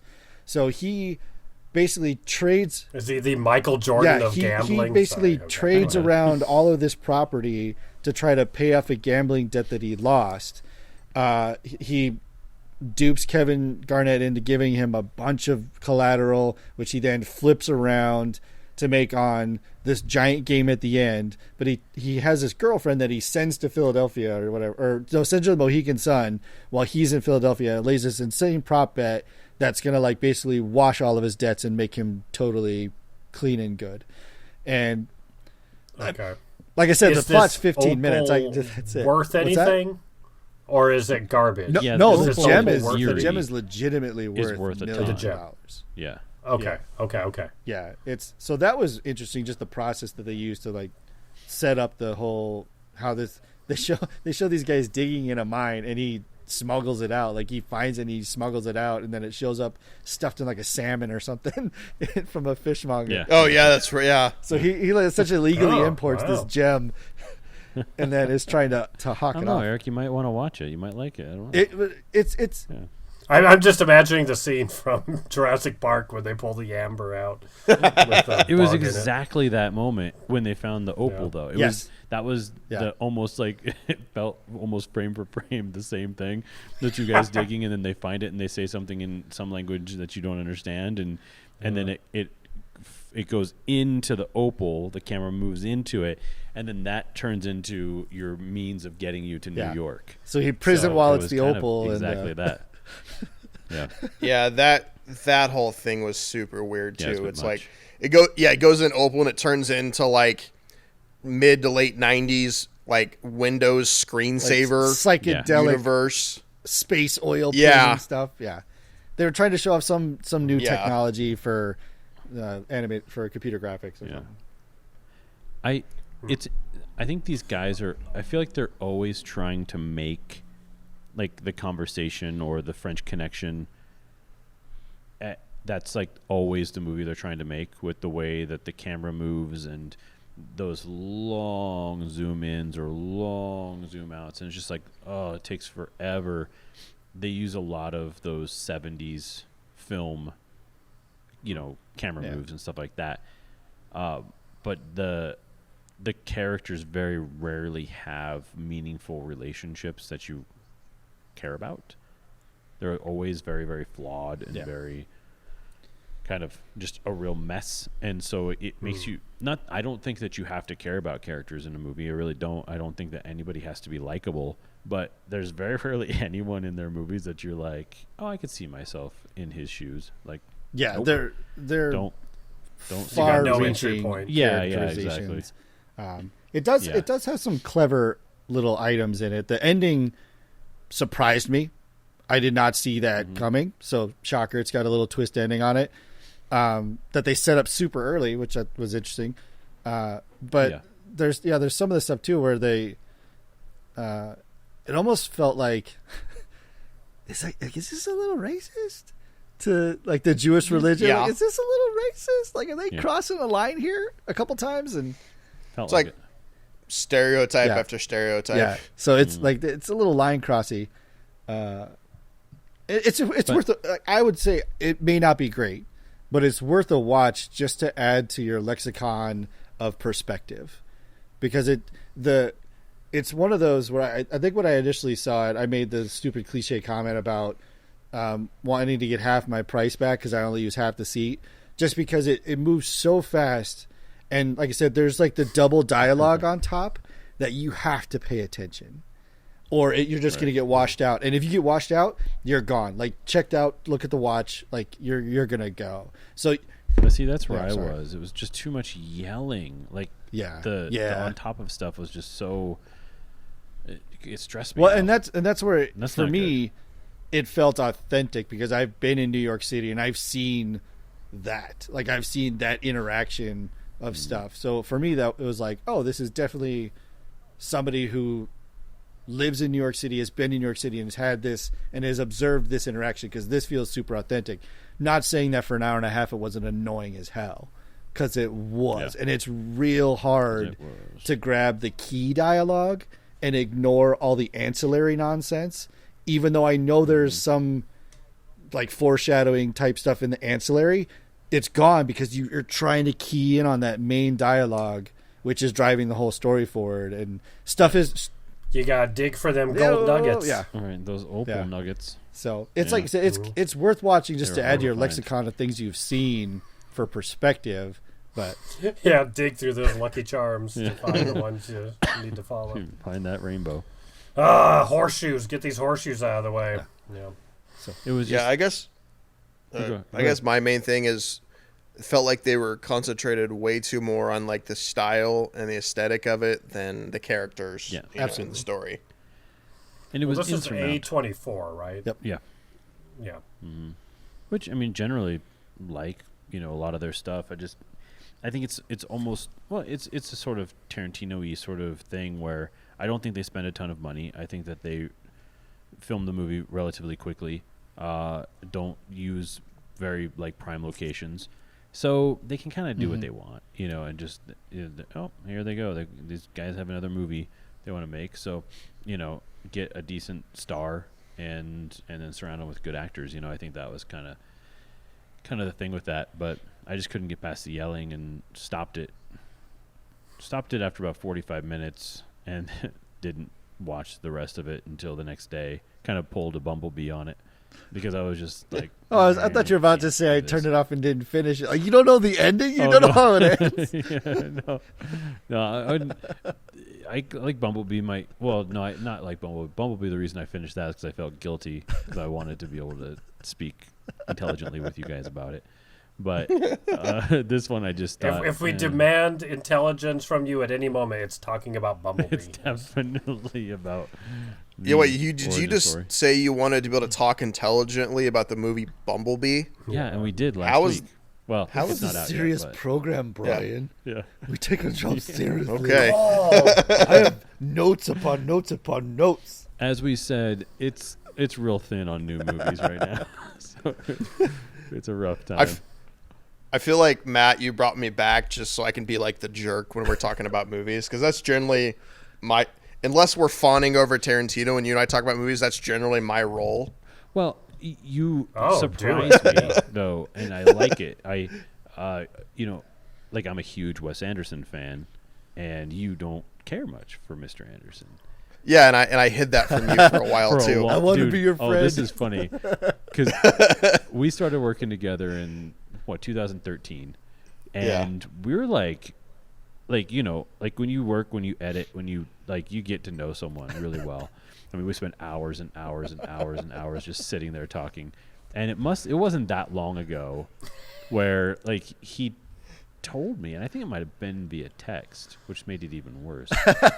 It's like a like breakup, breakup. like a breakup Yeah. over text. It was like Wes Anderson. the secret life of your spouse that you didn't know about. That's exactly how I So felt. betrayed. I was like, wait, what?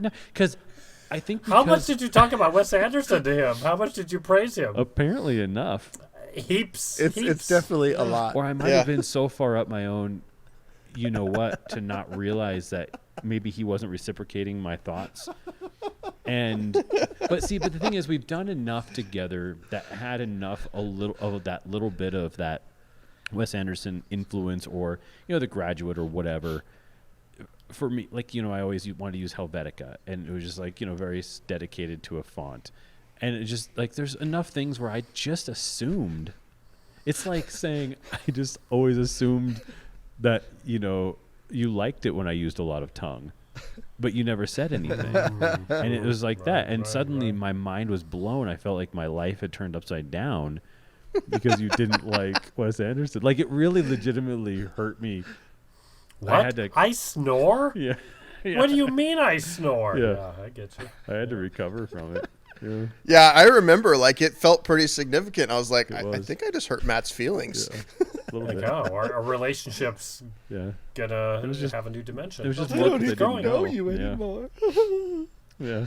But then, see, I liked Good Time, and you didn't like Good Time, which then didn't surprise me because I already knew about the Wes Anderson thing, so I knew what to expect. It was like, use less tongue. He'll like it. I don't know. I have to look But- up Good Time. I don't know if I've seen that one. Yeah, it was Well, a previous film. I feel like when you Yeah, told me you it was liked in it. Good Time and asked me what I thought, I feel like basically what happened was he saw just that moving bubble on his text screen for a long time. Yeah. With I didn't say anything, and he's like, I'm guessing you didn't like it. Yeah. Yeah. Yeah. You left me on read for long enough. I had to find out what you really thought. But what is it about the Wes Anderson aesthetic or movies in general that you don't care for? I don't get it, and honestly, I think it's the same thing. He's more concerned about his style and aesthetic than story and character. I think, honestly, the main thing, I just don't get it. It just doesn't. Yeah. It doesn't do anything for me. I don't know how else to No, put it. it's easy to kind of make fun of and parody, and I think that's something. Yeah, I can see that. Like when, I'm a person that I haven't dived deep into his movies, but when Grand Budapest came out, I was just like, this seems like his grand opus of up his own butt, My that favorite type one. of. Like, I just always tell looking at people it. this is the only But Wes. I yeah. can imagine. Yeah. The only Wes Anderson thing I like is I went to this conference that was put on by the guy who edits all the digital shorts for Saturday Night Live, Oh, yeah. and he was and I had not seen it to this point, but he was telling us about they made this Wes Anderson ripoff. They had Ed Oh, yeah. Norton, and it was this sketch. It was called The Midnight Coterie of Sinister Yep. Intruders, and they were doing Wes Anderson. good. But it was making fun of it. I'm like, okay, now this works. When it is parody, As a right. parody. Yeah. Because it's very, very self-indulgent in a way. But it's also sort of a systematic way to corral your thoughts and to tell a story. See, I think Grand Budapest is his best, and it's my favorite of all of his films. And I haven't seen it, so I can't make any judgment. It's amazing. Yeah. I mean, there's just there's moments, there's real character moments. You've got Jude Law and blanking on his name, Salieri from Amadeus. F. Murray Abraham. F. Murray Abraham. Together, and it's great. It's great. But it's a very systematic way to create sort of your story and to go forward with it. I assume, Brian, you haven't seen my last two YouTube videos. Then, in that case, You're gonna love them. because They are for you. Did you seriously just put me on the spot on camera? no, it's fine because nobody's seen them. Only 30 people or 30 views, anyways. 28, so it could be one 'cause I I don't person think watched I've watching seen it. the twice. last two either. Yeah. Oh Yeah. my god. Well, anyways, I'm terrible. I'm stretching myself, trying to do new things, and he's shrinking into himself. I saw the first one that you did that's different, and I did like it. What, like 2 I years did. ago? So, no, like a week ago. Oh, or you mean something. the- You put out a lot of stuff, man. I try. You're good. Oh, well. Good for you. Yeah, I've well. been working on the same scene for 5 years. Well, it's hard when you're trying to make a model of yourself at 4 different scales. That's going to take a while. I don't make models of It's true. myself. When you're insane, then you don't get things done. But anyways, Yeah. But yeah, doing them somewhat Wes Anderson-y in the sense of using the flat lay as my means to sort of demonstrate the things that I'm talking about in the video. But what I found is that, not that it's easy, because it's very, very hard in some respects, but in some ways it really streamlines the process. Because I'm just kind of creating a bunch of tableaus that move a little bit, just dioramas, of things that I'm talking about. So it's much easier than shooting really fancy B-roll and this and that.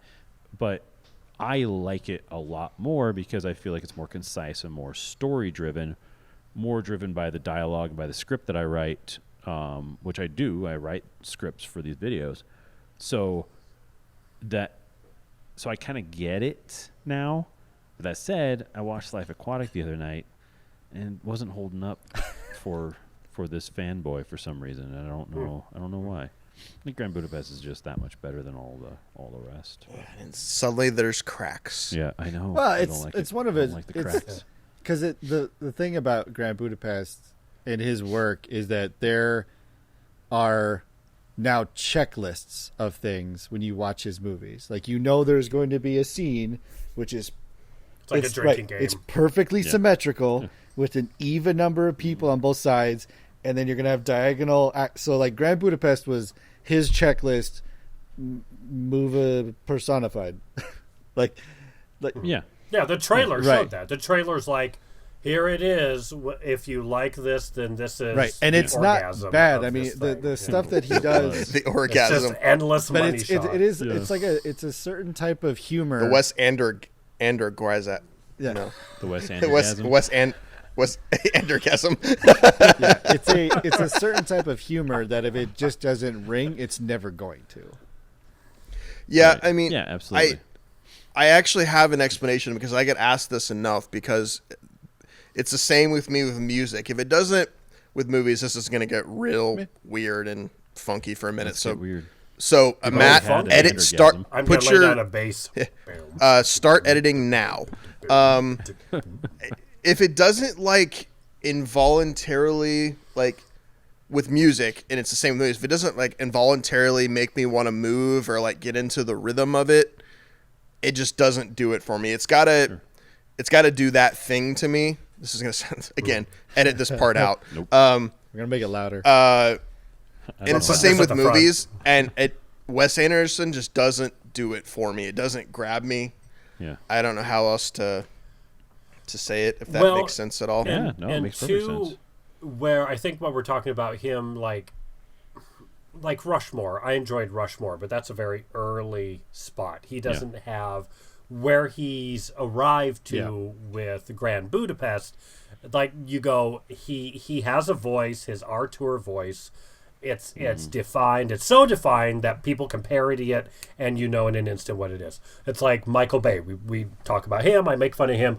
He's the same thing. Where it's like I can watch The Rock and I go, I can enjoy this. I see his later movies and I go, he can't just put the camera down and stop. Just let a scene Stop happen.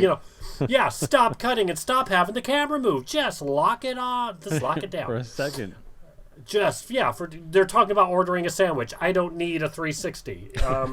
The parallax and all this BS. That sounds amazing. So but it's that same thing. I think it's and maybe a Tarantino where like he's maybe done it too, to where like once he's gotten to Once Upon a Time, he's fully comfortable just having open scenes that just have a thing, and maybe they're not driven in a direction. And it's fine. And so if you like it, then you love it. If you don't, then you go, this guy's just pushing farther in this same direction that I don't like. Except nobody does that about Once Upon a Time in Hollywood because it's amazing. See, and that it's true. But see, that's really interesting because when you can, so I've made 2 of my Wes Anderson-y movies so far, and I saw the first one, Thank and I you. do like it. Thank you. Yeah. Brian, have you seen him yet? Just kidding. But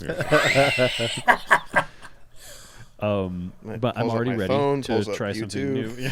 Yeah. What's your name? So, yeah.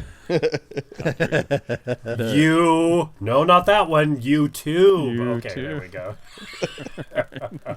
Only wait, what? So, but you look at Once Upon a Time. That's a great example of a guy who's fully comfortable with his filmmaking style. and is okay with doing not completely different things, because it still feels like his movies, but he's sparing about the whip pans, and he's sparing about those quick push-ins, and it's really very much more about building tension and character in other ways, which shows you the evolution and the maturity of a filmmaker who can do that. He still did have a lot of driving in that movie. If you took out all the driving out of Once Upon a Time, it would be like 40 minutes shorter. That was driving. the first time I saw it. That was one of my gripes. Was one of the Brad Pitt driving scenes, not the one where you need to see him driving to understand that he lives in the clear middle of nowhere, but there's a part where he's just bopping around while Leo's on set, and he runs into the Manson family. It's that where he's just like, it's just him like cruising, listening to music at the time, which I know is another Tarantino thing, is really obscure but great music. So it's Is that when Neil Diamond? Yeah, that's the Hot August Night. Yeah. So he throws in. Sorry. That is one of the initial gripes that I had with Once Upon a Time on first viewing. I think I even said in my gut reaction was like, it feels like a 10-minute scene of just Brad Pitt driving around, which that takes me out. That took me out of it. It felt very really. See, but that's a love letter to LA thing. Yeah. It's a little bit of a nod to people living in the valley and that being like a thing that you don't want to be, Yeah. you know. Oh, yeah. And so it shows him driving from the Hollywood Hills at the Bird Streets, which the Bird Streets now are, considered like that's where the big houses, or at least the expensive houses, you want to live on those. But then him driving to the valley, and then not only does he live in the valley, he lives like behind in Pacoima. Yeah, no, yeah. that scene, like I said, that Way one's over there. important, and I'm 100% okay with that one. Right, that's Right, storytelling. that's Yeah. character depth. Yeah. But there's a lot of feet in it too. I didn't notice until the second or third viewing. I'm not mad Really? at it at all. Whenever I sit down for a Tarantino, I go, "What are the feet? What's the feet scenes sitch? gonna be? Are they gonna be gross? Are they gonna work?" And like in Glorious Bastards, that's the one movie. I can't say I've seen all of his movies, but that's the one where I go, his foot fetish, it fits in the movie. It works. Right, with the They do the Cinderella Cinderella. Yeah. And I go, that's fine. You earned it. Yeah. And Diane Kruger had lovely feet. Uma Thurman, I didn't need to see her feet. Margot Robbie, that was okay with me. Yeah. Yeah, I'm They were fine with dirty, that. too. They're dirty in the bottom. I don't need to see bottom of feet. Yeah. Which I mean, part would you it's prefer? whatever flavor. Oh boy. Depends upon the boots.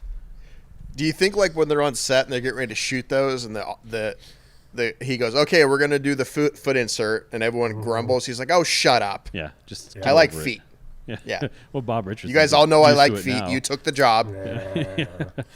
He's never done. Has he ever done guys though? You'd think at some point he would go, "Okay, I'm gonna make fun of myself and put a guy's feet in." I don't think he ever has. He's consistent. I mean, It's well, only maybe. lady feet. You have to think about it. When Leo gets into the pool to practice his lines, he's definitely not Yeah, I wearing guess you shoes. probably. Yeah. But it's not the True. feature. It's not like when the hippie girl throws her feet up on the dashboard. Right. Yeah. Those are nice feet too. Mushes them up against the Yeah. Against the glass. window. Yeah. I actually think that one is very motivated because I think it conveniently fits into his fetish, but it is kind of like demonstrating that, like, yeah, she's part of the Manson family and she's kind of a for sure. wildling. It fits. Right. Like, So That one Yes. fits character better. yeah, It's true. That Yeah, one true. was Yep. totally Right. fine. I think it all fits. and also the scene of him driving before she gets in the car, I think that's part of his just making LA in general and the setting around him just a character in the story, like that movie does so well. Yeah. And also, I think they had to do that because remember he sees them earlier in the movie when he's driving when they're Yeah. going around and they get again. I don't know, did they get the pickles out of the trash or somewhere? They Yeah, get the something like pickles. that. So I That's a think big that's part why of they it, did the yeah. driving again because he sees her in the same spot again. I think. Yeah, he so, keeps seeing her multiple times. Yeah. So I feel like that was motivated too. Yeah. But I can get Yeah. on board with the foot thing, definitely. Yeah. It's Oh, great. yeah. But the set decoration, that part was really interesting because obviously we had to transform L.A. and Hollywood into a different era. What are you smiling at, Eric? I'm imagining his next movie just takes place in a ladies' Footlocker.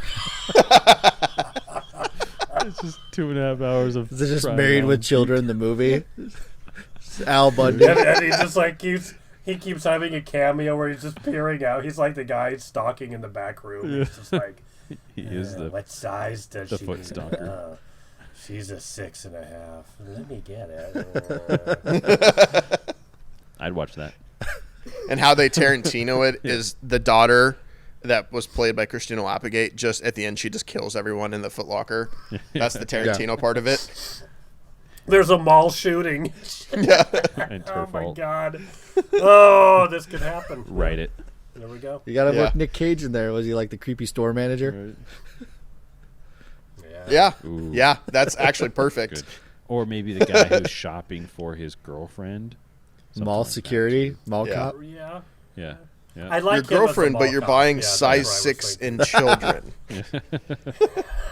She has We've very got small- another Victoria's Or Secret Nicolas lingerer. Cage is He's the been new there- Al Bundy. He's been loitering outside Victoria's Secret for 15 minutes. I'm gonna keep an eye on him. He looks a little I suspicious. want to see this movie now. I'm gonna go take But his the face so off. something I noticed the first time I watched it, and then when I watched it again, Once Upon a Time Oh, in Hollywood. that are you is. hijacking this conversation? Talking about Once Upon a Time. in Hollywood? Yes. All right. Well, Yes. No, I mean we can keep going if you want. I don't mind. Oh, be quiet. Los Angeles. ATF. Yeah. So there's Well- this part. Historically, Once upon a time. Okay. yeah, historically, obviously, I think pretty much all of Tarantino's movies, starting with Pulp Fiction, he had I'll Bob turn my Richardson mic down for a second. as his cinematographer, and I think that they've shot anamorphic for all of the films, and it's really interesting. I mean, obviously, the anamorphic look gives you that beautiful, wide view. Also creates sort of like ovally bokeh, so like the blurred out background turns into ovals rather than round like a normal Circles. aspherical lens. But there was this one scene where it's when all the hippie girls are walking down the street, a super long lens, and they're walking down the street singing their song, and there's trees blurred out in the background, and it's not an anamorphic shot, and then everything else in the movie is, and I was like weirded out by it because it felt like, did they pick this up? Did they do it did they just grab like somebody's camera and just shot it randomly? It was really weird. I just felt like talking about it. Like some It was fill-in. probably a second unit, honestly. Yeah, probably. Yeah, But why wouldn't they maybe. shoot with the same camera? That's the thing that kind of Just light Question oversight, me. maybe. I question. That, or They just maybe they didn't have it. that they had to use the D camera that day. Was he And shooting? they on Did you figured- film? yell out, "What's Yeah. up with this bokeh?" Yeah, I did. Stop the What movie. happened? Tweeted it. Shut the movie off. The bokeh's not oval; it's circular. Where'd my ovals go? If I could talk about the movie. Yeah. No, I was just messing with you because I mean I never tangent. Ever. I'm always No, Well, you this- never have. I'm getting Wanna go back this to is how this show goes. You guys either devolve into Star Wars or Yep. Once Upon a Time in Hollywood. Which, Kinda. speaking of Star Wars, Yeah. We haven't talked about that in a while. Said the S thank you word. for giving me the opening. Yeah. That's a cool shirt, Nico. Is that Qui-Gon? it is Jinn? Qui-Gon, yeah. Yeah. Oh, Where did you well, get that shirt? I think it's a loot crate. Ah, Here, I'll stand up. There you go. that's good. It's got the old Okay, school now I see like him. Kenner Yeah, toy yeah. circular thing border Yep. on him. That's cool. You wore that shirt just waiting for the Star Wars to come up, didn't you? Yeah. No. Just in case. Oh, it's funny. I what do so we have? on May 4th, I've got the stupid expensive Darth Vader helmet that like has like the piece and Oh, it when Lego? it snaps on it goes. Wow. So Can you send the me a link Black to that? Series I think so, Hasbro yeah. Helmet. I wore that on May 4th, and I was like, oh, How's the you scale want of to see it? Yeah. All right. show Yeah, us. I'm curious if it's full size. Oh yeah. 'cause- Okay, hold on. Yeah. Okay. Thanks a lot, Brian. I know. I'm like, oh, damn it. Perfect. We spent a lot of time looking at lightsabers was it last week? The week I before. yanked out so much crap. And I honestly thought that we were cut, and I was just showing them stuff. And Right. it was like implied that it's all going to be. In We the never episode. cut. It's like Yeah. Not a lot of. We don't have a whole lot of playthrough on our podcast. All right, so this is gonna get weird because I'm gonna try to. I don't want to unplug my headphones because I don't want to get like sound reverb. So I'm just gonna talk. I did it. All right, we'll try it. We'll see what happens. When I did it. Yeah. See what happens. So anyway, Once Upon a Time in Hollywood. Yes. All right, do you guys still hear me? Good. Okay. We're good. Yeah. Yes. Yeah. Yeah. So it's got this piece. For those Little listening, bass. Got your Nico's. neck ring. Gee, that's It goes detailed. around your neck. So this is this is showing Sebastian Shaw. Sebastian What Shaw. was his name? Yeah. Sebastian Stan. Sebastian Shaw. Or was it Shaw? That's the Winter Soldier. Yeah. Oh yeah. And it does But- clip in, Okay, I promise. hang on, Nico. Where did you get this? This was a gift. It's a Hasbro. Oh, really? Yeah. It's a toy. It's like it's not like a Disneyland exclusive. Did you seriously just call it a toy? Is it? So there's this guy, and it's got a little button on the adult model? side What for maybe. Where is it?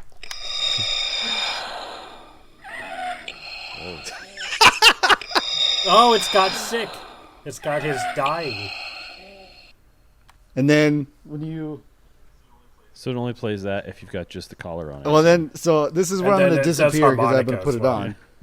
So then it's got this Okay. piece, Yeah. and it actually clips in. Alright. There's magnets, so I'm going to disappear.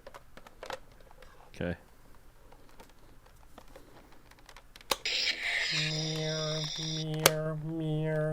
So now you got this guy. It's the sad version. Blink. Wow, look at that. Nice. All right. Yeah. So that all it's- looks it's- good size. So it's Wow. subtle, but it doesn't have the wheeze Mm-hmm. like when he's. Only When when it it comes comes off, off. and then- Yeah. And let's see that dome. Is that dome big enough? There it is. Oh, Yeah, maybe pretty it's good. full It's size. pretty It might be sizable. slightly Yeah. smaller. yeah. Yeah. It fits Nick's noggin.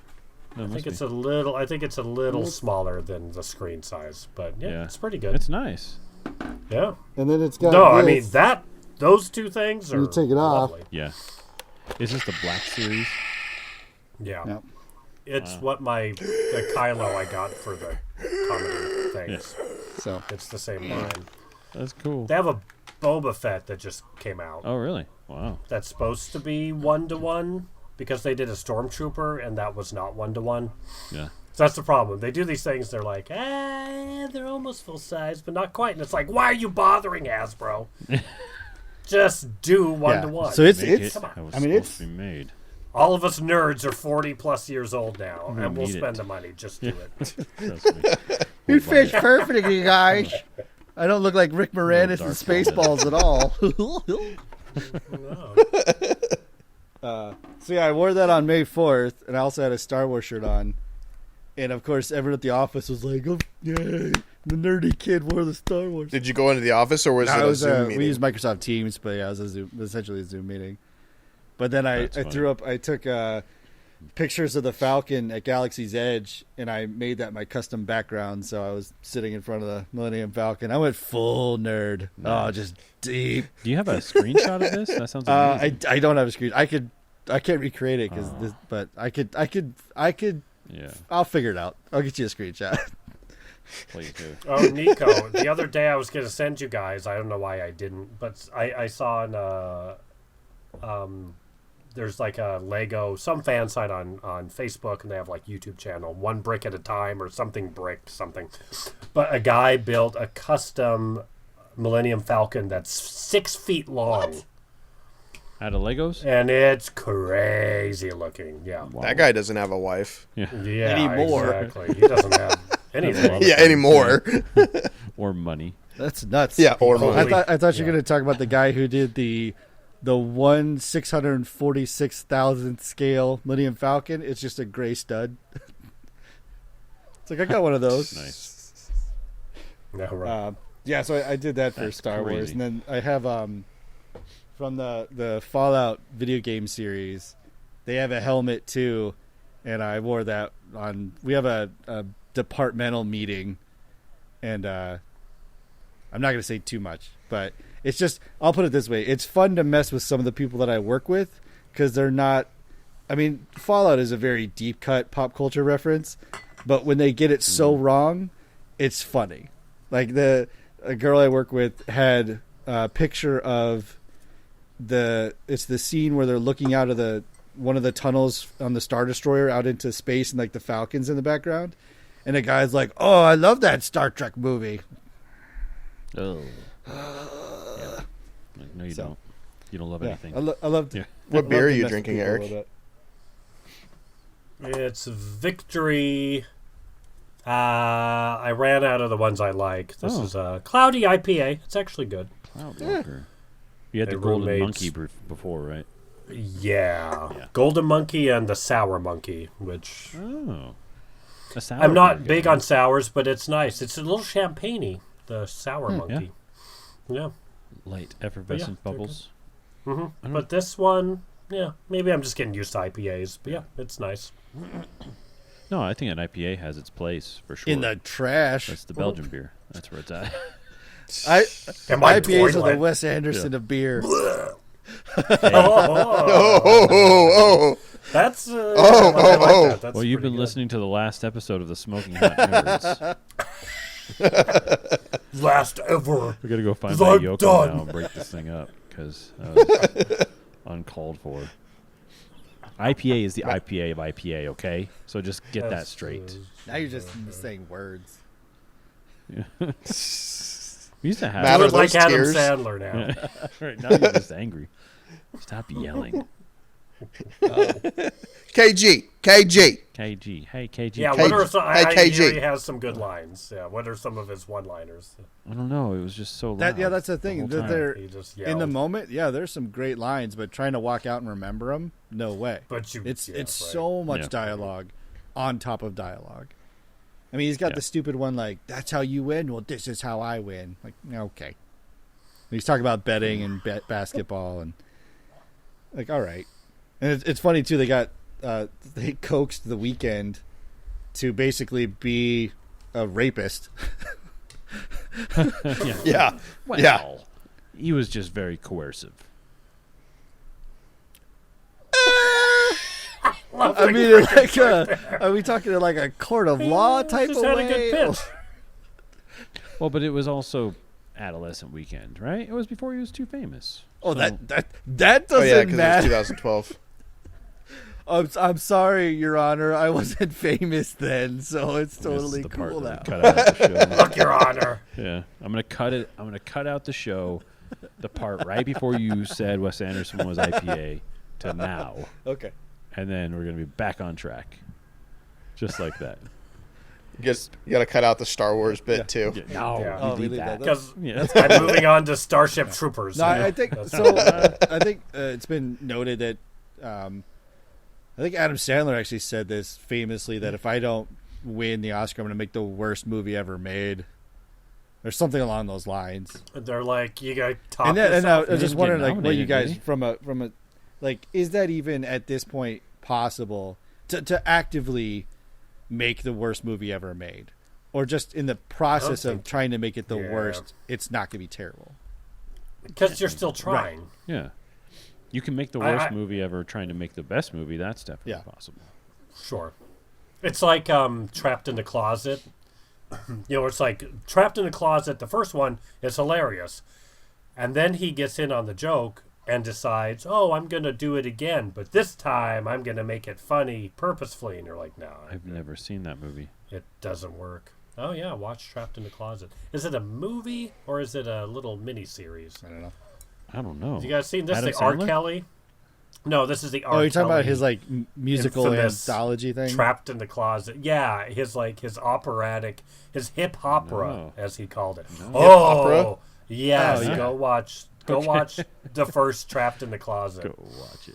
All right. Because there's moments that I think he's trying to actually do something and like speak some truths, and and there's one part where one of his lines is, so he's this guy that's like observing these other characters, and he's like he keeps being in a closet. I don't know if it's supposed to be about the lowdown, or what's the term for like down low. Thank you.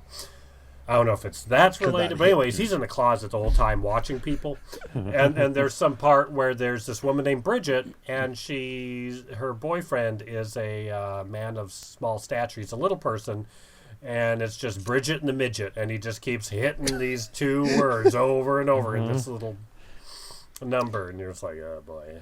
Yeah, I never watched any of it, but I just always assumed that those Trapped in the Closet things were just him rapping about all the things that he's now in prison for. It's his admission. Yeah, right. Basically, yeah.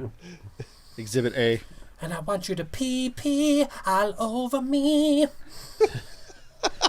that the SNL version? I think that's track number 3, actually. It's my version. Yeah. Oh my God. It's not that weird. It's fine, guys. Did you guys see the? Been peed. I mean, you've seen The Room, yeah? Touted as the worst movie ever made. Sure. The Tommy Wiseau, or That's the Tommy Wiseau Yeah. movie. I've never actually seen it. Franco's- I've only ever seen what's the movie they made a couple years ago about it? Yeah. Oh, that like one's- the actual. yeah. Tommy Yeah. Wiseau. Oh, gotcha. The original I movie, didn't see yeah. it. I watched the little clips of it here and there. It's definitely worth watching once. Yeah. It's one of those where, again, talking about like looking at your watch, that definitely happens, and it's just enough wacky and just enough stupid to like carry you through the movie. Because there's times where you're like, "Am I going to have to be tortured sitting through this thing?" But you get through It's it. definitely it's a perspective, And- or it's adding that to your lexicon of perspective, because it's Yeah. Yeah. Well, the James What's Franco the mom? Yeah. movie. Yeah. What was that called? The View. What's it called? I as forget what it's called. Where he plays him, It's essentially. Right. It was great. Yeah, that was a good movie. I loved it. Yeah. When you see The Room, though, then when you watch that movie, you're going, I just kind of, we might as well just see the actual movie. You Yeah, know, yeah. because like when they're mimicking the movie, Yeah. it just doesn't quite, you're like, yeah, just show me the movie. But see, it's kind of like that thing I was talking about with documentaries and things being cultural. Like, The Room is not in the cultural lexicon.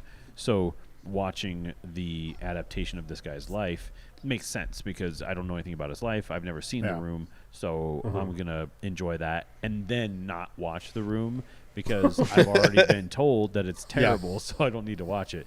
Whereas, kind of should have just done it the other way. Get to know who this guy is first in reality. But, The Disaster Artist is the name of that movie. Disaster. Oh, yeah. Artist. There we go. I really like that movie. Yeah, and me too. It's hysterical when he came up. Did he win the? He won a Did they win the Oscar for best adapted or something? And yes. Tommy came up and Oh, right, because it's based off Yeah. the book. yeah, and then James Franco stopped him from talking. Yeah, he walked at up to the mic and It he's was like, great. "Da, da, da, 'Cause it da, was da." like this moment where he's not gonna let the moment get away from anybody, but he's also gonna make sure that the world just thinks he's kind of a kookball instead of him letting him prove it. And he's like, not your time right now. We'll get. Yeah, you're gonna have your moment, but not right now. I just made you $200 But million. when? Chill out. Never. I'm just not going to let you have it. Probably. I think that's pretty much what that moment is. Yeah. If everybody had, wouldn't that be amazing though? If everybody, was the starry-eyed dreamers of Hollywood, if everyone had the money to make the movie that they wanted to make, what would happen? If everyone was like him, and it's like, okay, you wrote a movie, here you go, you get to make it now. You would have a lot of movies like that. I think. Oh, yeah, yeah. A lot of the rooms. Yeah, you guys need to watch The Room for Yeah. sure. Yeah, All right. yeah. No, I'm just thinking about it, and it's like, yeah. Yeah. I'll do it. It's a thing. Yeah. I just watched a documentary on HBO called "I Love You good for Now you. Die." What? I love you Oh. now die. I'm immediately interested. Yeah, it's real interesting. If you're interested, I won't tell you too much, but the basic premise is teenage lovers via text sort of like fall in love, saw each other a handful of times, but the boyfriend is extremely suicidal, and the girlfriend basically like Oh, is this the? encourages This is the his case of the- suicide. This is that Right. real. Oh, wait, story. yeah, I have seen this. Yeah, you I've did seen see it. it. It's Okay, awesome. gotcha. Yeah. Yeah, obviously it I know takes the some, case. I haven't seen it. yeah, it takes some twists and turns that you don't expect. Not the greatest like the movie ends with the way you think it's going to end, and you're just kind of like, and then credits roll, and you're like, oh well, I guess that's how that works. But just an interesting story, setting the precedent for can a person be culpable for another's death via text? For someone else's suicide. Well, via Yeah. text. Via text, exactly. One thing I will say is, because I just forgot the title of it, but I won't give it away, but there's been some things about it in the news very recently. Oh, really? Yeah. Oh, interesting. To So check it out. I I'll won't have to give it go away. look it up. I was reading as that case was running its course, and I can't remember if they charged her or what happened with the sentencing, any of it. Well, it's a But you two-parter. said there's more. Which was weird. Why did they make it a 2-part documentary? Because it was like... Probably aired on 2 separate nights on some maybe. channel originally. Because it was an hour and 48 minutes long. It was like just make it one movie. That would... It's probably like CNN special, Yeah. airing Friday and Saturday, Sunday and Monday night or something. I don't Right. know. Been super into the documentary thing for a little while, but watching Netflix has been crushing the game lately. Like their series, their documentary series are been pretty solid. Watched a couple episodes of Trial by Media, newish one produced by the Cloonster, by George Clooney. Pretty good. The Cloonster. The That's what I Cloonster. call him. That's Is that like having Yeah, a first name our little- basis? You're on a nickname basis. yes. That's better than first name. You guys prank each other. He's a great guy. Yeah, we do. The constant pranks between me and Brad jumps in every now and then. Sure. Mr. Pitt, if you're nasty. Yeah. Mr. Pitt. and do you guys see anything else recently that's jumping out? Or that We started interested? watching Upload on Amazon Prime. Oh, It's Mhm. what is it? I'm on like episode 6, and basically there is a company that has developed a digital afterlife that you like. Obviously, the rich and famous, you buy into it. So as you are dying, you get uploaded, and but they're doing it. It is more than that. So there's an actual story to it, which I'm happy that it's not just like, oh, here's a kooky little 10-part joke about digital afterlife. Like there's actually a something that should be an Outer Limits right. Yeah, it doesn't episode. feel like a Twilight Right. Zone. Yeah, Like it's a whole it has a series, plot yeah. which is feasible, but it's also really good at they make jokes about technology which are a little timely, but even like computer programming. And so for me, the attention to the detail and the digital nature of it is pretty good. I mean, there's data plans, so you can have like an unlimited data plan because as you get uploaded, you can still interact with the real world. So like their phones are on a watch, and they just open their hand like that, and the little phone screen shows up right there. But like he dies and he calls his girlfriend, and they're actually talking, and like they have his funeral, and he essentially attends it digitally on a television screen. So it's a very interesting idea, and it has a story. So it's good so far. But they make a joke about, like I said, the unlimited data plan, but then they have a floor that they call the 2 giggers, which is people that only have a 2 gigabyte data plan. And when that plan runs out, they just like freeze in place and turn gray. It's got like a dark component too, and everything is like in-app Yeah, purchases. that's terrifying. So it's really kind of aware of current technology and in the right way. But it's good. So if you have Amazon and you can watch Upload, that's what we're currently watching. I just And that's- finished. Oh, sorry. Go ahead. Oh no, that's the guy who did The Office, Yes. the American Office. Yeah. And he's also doing Space Force. I can't remember his name. Which I can't wait for Yeah. Space Force at the end of the month. I'm absolutely watching that. I hope it's Even if good. it's terrible, I'm watching it. Yeah, I'll probably watch it too. Yeah. Yeah. I just finished season 3 of True Detective. Oh, nice. Oh, I need to That's watch good. that. Crap. With I Herschel forget. Ali. Mahershala Ali. Yeah, definitely. I It's didn't start so good. It's such a Did it great redeem recovery the from season anthology? 2. Oh, big time. Yeah. Yeah. I forgive them for Yeah. season 2. Yeah. They just, because I won't, if you got, none of you guys watched seen it. Not yet. Haven't. I will. Have it, Yeah. Well, I won't give too much away if you guys want to watch it, but basically there's 3 decades going on, and it's so cool and interesting how they cut around in time, and there's one thing I noticed is I want to go back and almost watch it again because there's so many cuts back and forth between time, you almost don't catch them. Sometimes they hide it from you.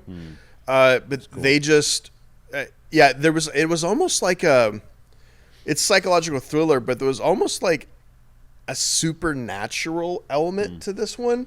Very, very slight, but it was so cool. And I mean, Mahershala Ali is like a total he's beast. brilliant. Well, season It's 1 so- was a little like that. It had Yes. the Yeah. Implications. Like, is it- Maybe is it- there's is it- something is it? else. the Yeah. Blair Witch Oh, sort yeah. of thing. Is there something out here trying to get us? I mean, Yeah. and the way they bounced around. I mean, that set the bar high for that For sure. series.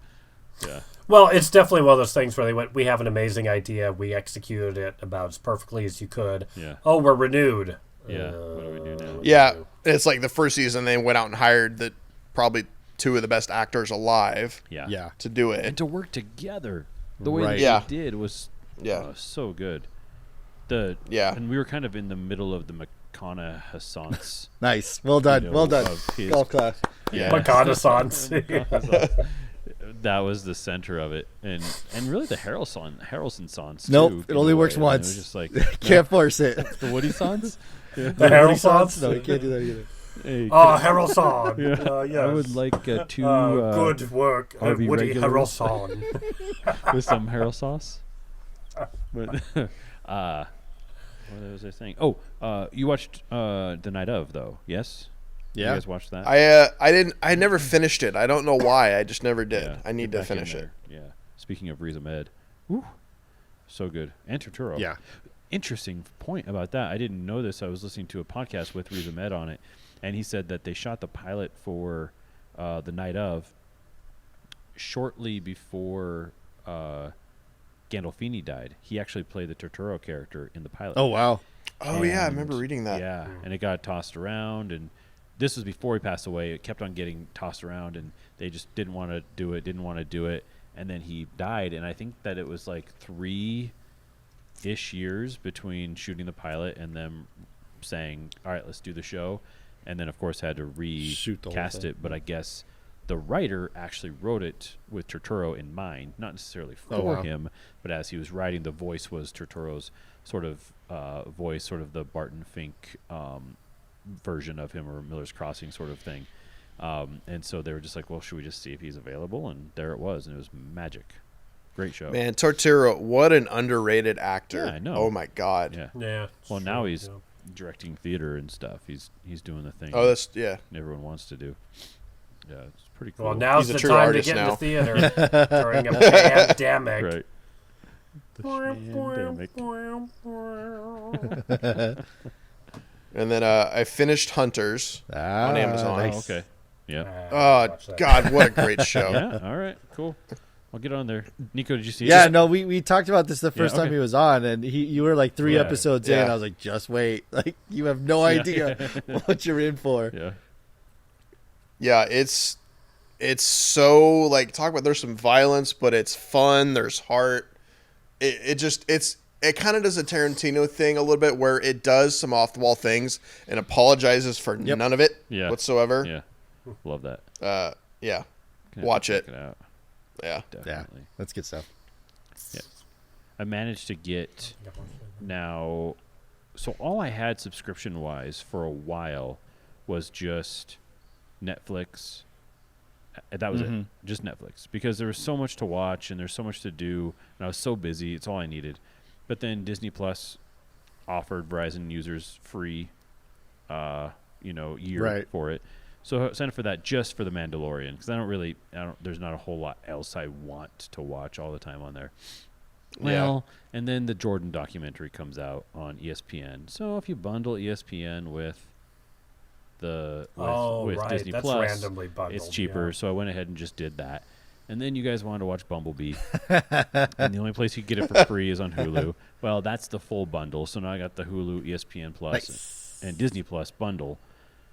And then HBO Now was putting out they're putting out a new channel called HBO Max, which is basically like their streaming platform.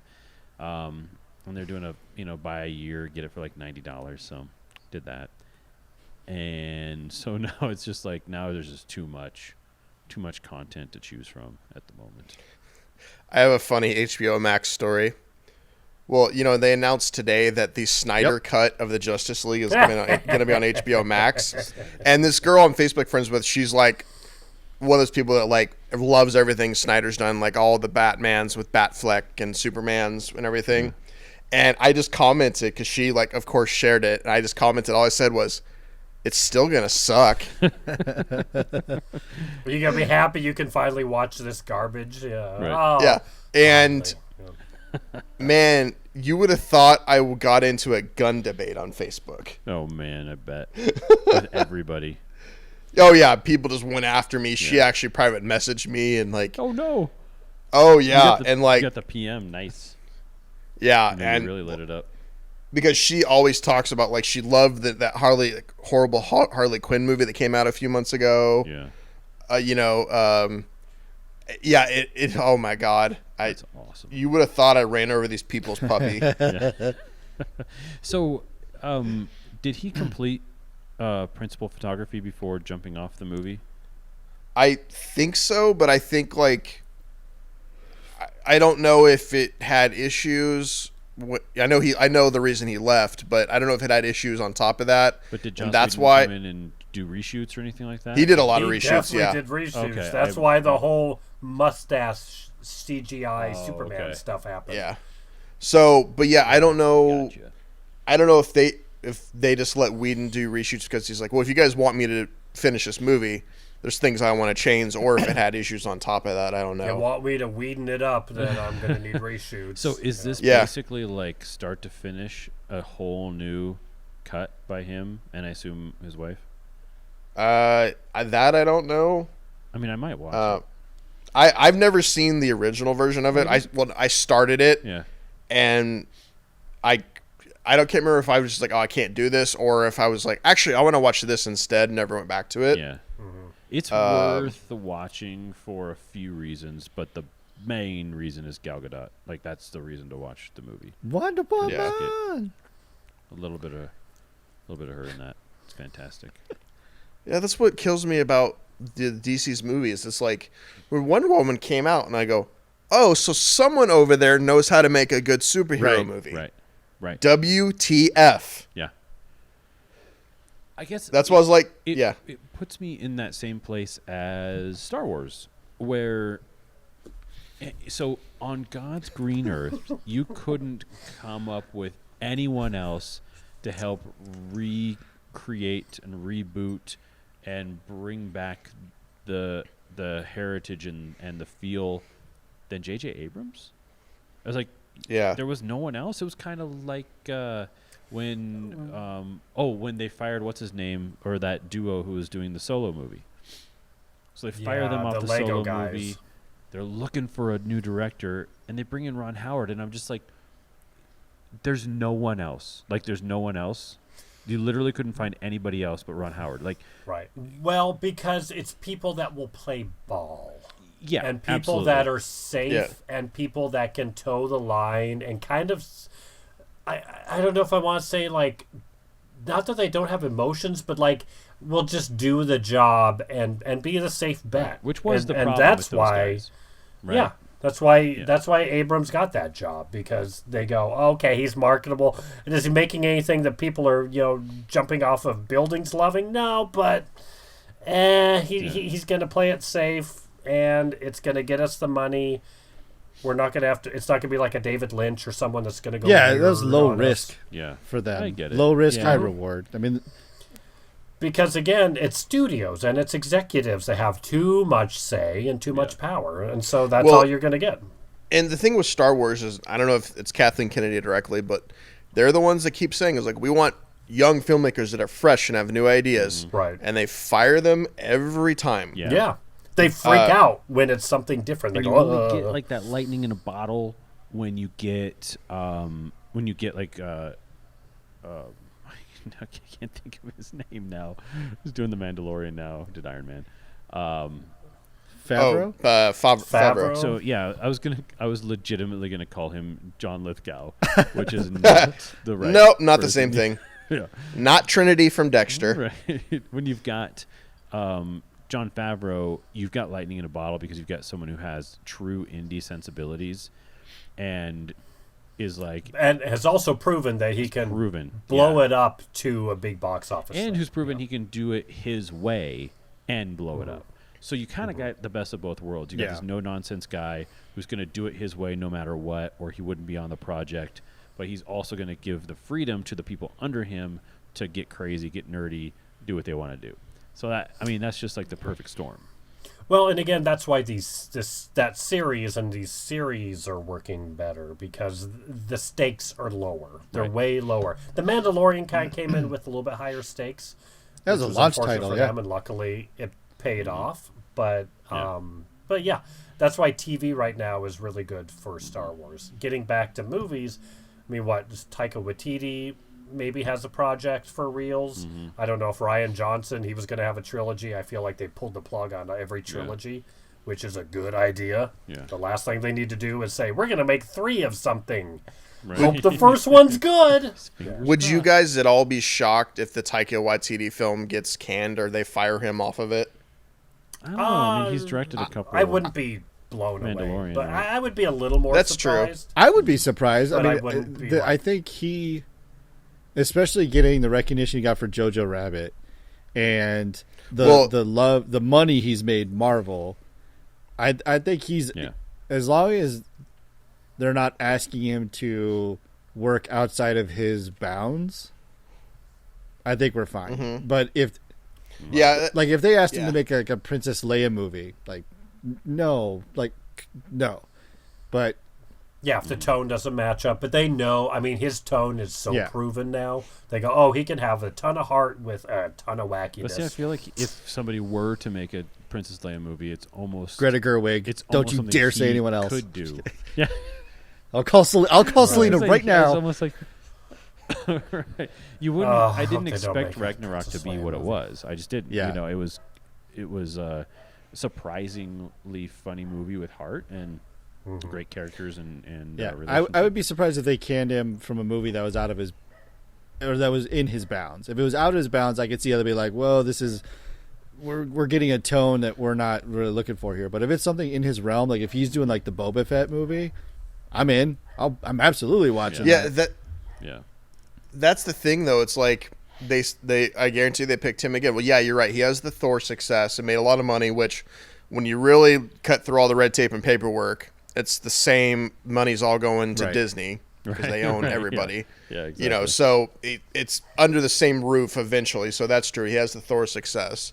But they say they want something new and fresh, and they can them every time. But it's like, guys, you know what Taika Waititi does, so he's gonna make a Taika Waititi-ified Star Wars movie. Yeah. So it's like, don't freaking try to tell me that you didn't know what you were gonna get. I'm not mad at that. I think he fits into that universe. Yeah. No, I love it. I just I'm gonna be so mad if they start. Yeah, if they actually get to shooting and they start. They start getting dailies, and Lawrence Kasdan freaks out because Kathleen Kennedy listens to whatever good old Larry says. You know, it's just like I don't know. It's like interesting thing. Maybe a documentary needs to be made on the politics of Lucasfilm. That would be interesting. Oh my God! Oh, that'd be wonderful. Yeah. Go in there. That'd be like Alien 3 level of a documentary. Yeah. Well, folks, Can you hear my dog I think it barking got in the real background? good at the end there. Yeah, I can. Can you hear the wind blowing against the thin windows? I really should have tested this studio for sound before I got it because it's so loud. And not to Is mention, it cold as hell? Is it like hot and cold? It's actually wonderful the because windows- Are you this are you is capped? all. Yeah, and what's great about it being capped is these are brick walls in between me, so it's that part is dead silent, but the windows are super thin. And I don't know if you guys have been here before, where I live, but there's a lot of large trucks and a lot of people proving their worth by making noise with their trucks outside of here. No, you're not talking about semis. You're talking about pickups. Yeah, it's just pickup trucks, just dudes. So revving, many just like, oversized pickups that these guys don't need. That they're making up for their little brains. It's and you know what? It's hard to make a Wes Anderson-esque YouTube video when there's guys driving their trucks with brass balls hanging from them right outside your window. It's hard. How am I supposed to have an intimate moment with me and the viewer? How can I looking bring directly in the eye? culture Exactly. How am I supposed to do that? freaking town? Bananas. And the smell of manure. Yeah. Right now it's just wind. It's just so much wind. It's all wind and dust. It's like the Dust Bowl out here. I knew I'd gotten away from Fort Morgan long enough when I went back and I was with you some summer and I was just like, man, the manure smell is really something. And I was Yeah. like, I've officially been away Yeah. for a very You long notice time. it. Yeah. Yeah. But you all should visit sometimes. You know, obviously you guys grew up here. Brian, you've been here. Oh yeah, twice. Brian. What'd Brian's you been think here of the twice. smell? I can tell when we're there when Matt's driving me back from the airport. I can tell when we hit the city limit. Yeah. Have I been there 2 or 3 times? It's delicious. I think I've been there 3 times. 3 times? Yeah, we did the short for the morgue, Yep. and we did and then we did the documentary for the school, and then you're right. yeah, I've been there 3 times. And then the feature. School documentary? Yeah, we did a little short documentary about Joel's school that he worked for a time. Yes. For autistic yes. Okay. kids. Oh, okay. You were. Yeah. That was great. I was thinking of a Fort Morgan school. Yeah. When that we was a good realized that your friend Joel was a legit good I person, know. unlike us. Such a kind human. Such Yeah. a good guy. And we were just like, wow, we're kind of dicks. Anyway, Yeah. Yeah, there's God, a you lot should of do heart in better there. than all of Lives. us. Yeah. We are not good people. You do what every day? Oh, boy. And then you go, oh, my God. Oh, jeez. Well, I threw the ball for my dog. That's pretty cool. Yeah. Right? Took my dog out to go to the bathroom. Maybe. Yeah. If it doesn't make me mad. Piss on the mat. Yeah. Well, folks, thanks for listening. We appreciate your time. Thanks, Brian, for And, hanging out with us losers again. Thank you, Brian, for Yeah. hanging out with us. Yeah, Yes, thanks for good to having me have you. back again. This is a lot You're of fun. welcome back every week. Yeah, let's do it. Let's make it happen. I think that I like our rapport. We sound good together. We're Yeah. so nerdy. It's like different levels of nerds. That's true. All sorts of different nerd happening. Yeah. And thanks for listening. Exit. Cut.